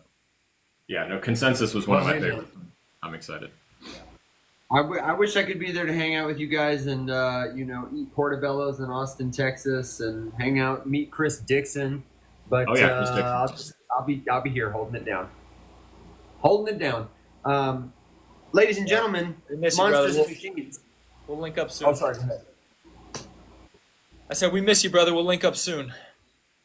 Yeah, I know. I hope so. I gotta get your baby in my hands and Well, give her G's some birthday gifts. is coming up very soon, so and Amber's about to send out the invites to that. I don't know if you're able to come, but we couldn't do the baby shower. Honestly, the traveling I'm going to do in the future is I don't know if I told you my grandpa's in poor health, and that's in Michigan, and my sister also had a baby just after Gia was born, and so I'm going to go home and be with my family and take care of my grandpa and maybe send him on and hang out with the baby there is like my immediate and possibly short-term travel future. So keep me posted. I do want to come down. Kim is in Key West right now, and I apparently will love that. I've never been to Key West, but apparently I will love that even more than Miami. So it sounds like my new fall travel plan would be come hang out in Miami, but then we're going to Key West kind of thing, because apparently no shirt is just regular there. And, everybody's on Bali time. If you show up 10 minutes early and I show up 10 minutes late, everyone is right on time. The keys are weird. It's like a different planet down there. It's a cool spot. I've never been. Well, if you can make it in late July, let us know, because that's when the party is going to be. So Okay, I will. you ain't Absolutely. Ladies and gentlemen, monsters, machines, people, and creatures of all ages, thank you so much for hanging out with us on the show today. It's our pleasure to have you here. We'll be back tomorrow, or at least I'll be back tomorrow. They'll be heading out tomorrow. 9 a.m. Central Standard Time is Alex's flight, so blow him up or whatever, with all your messages. 7 a.m. Central Standard Time is when we start the show here. In the meantime, hop in the Discord, sign up for the newsletter, check it all out at the riseupmorningshow.com. And until next time, my friends, be well and rise.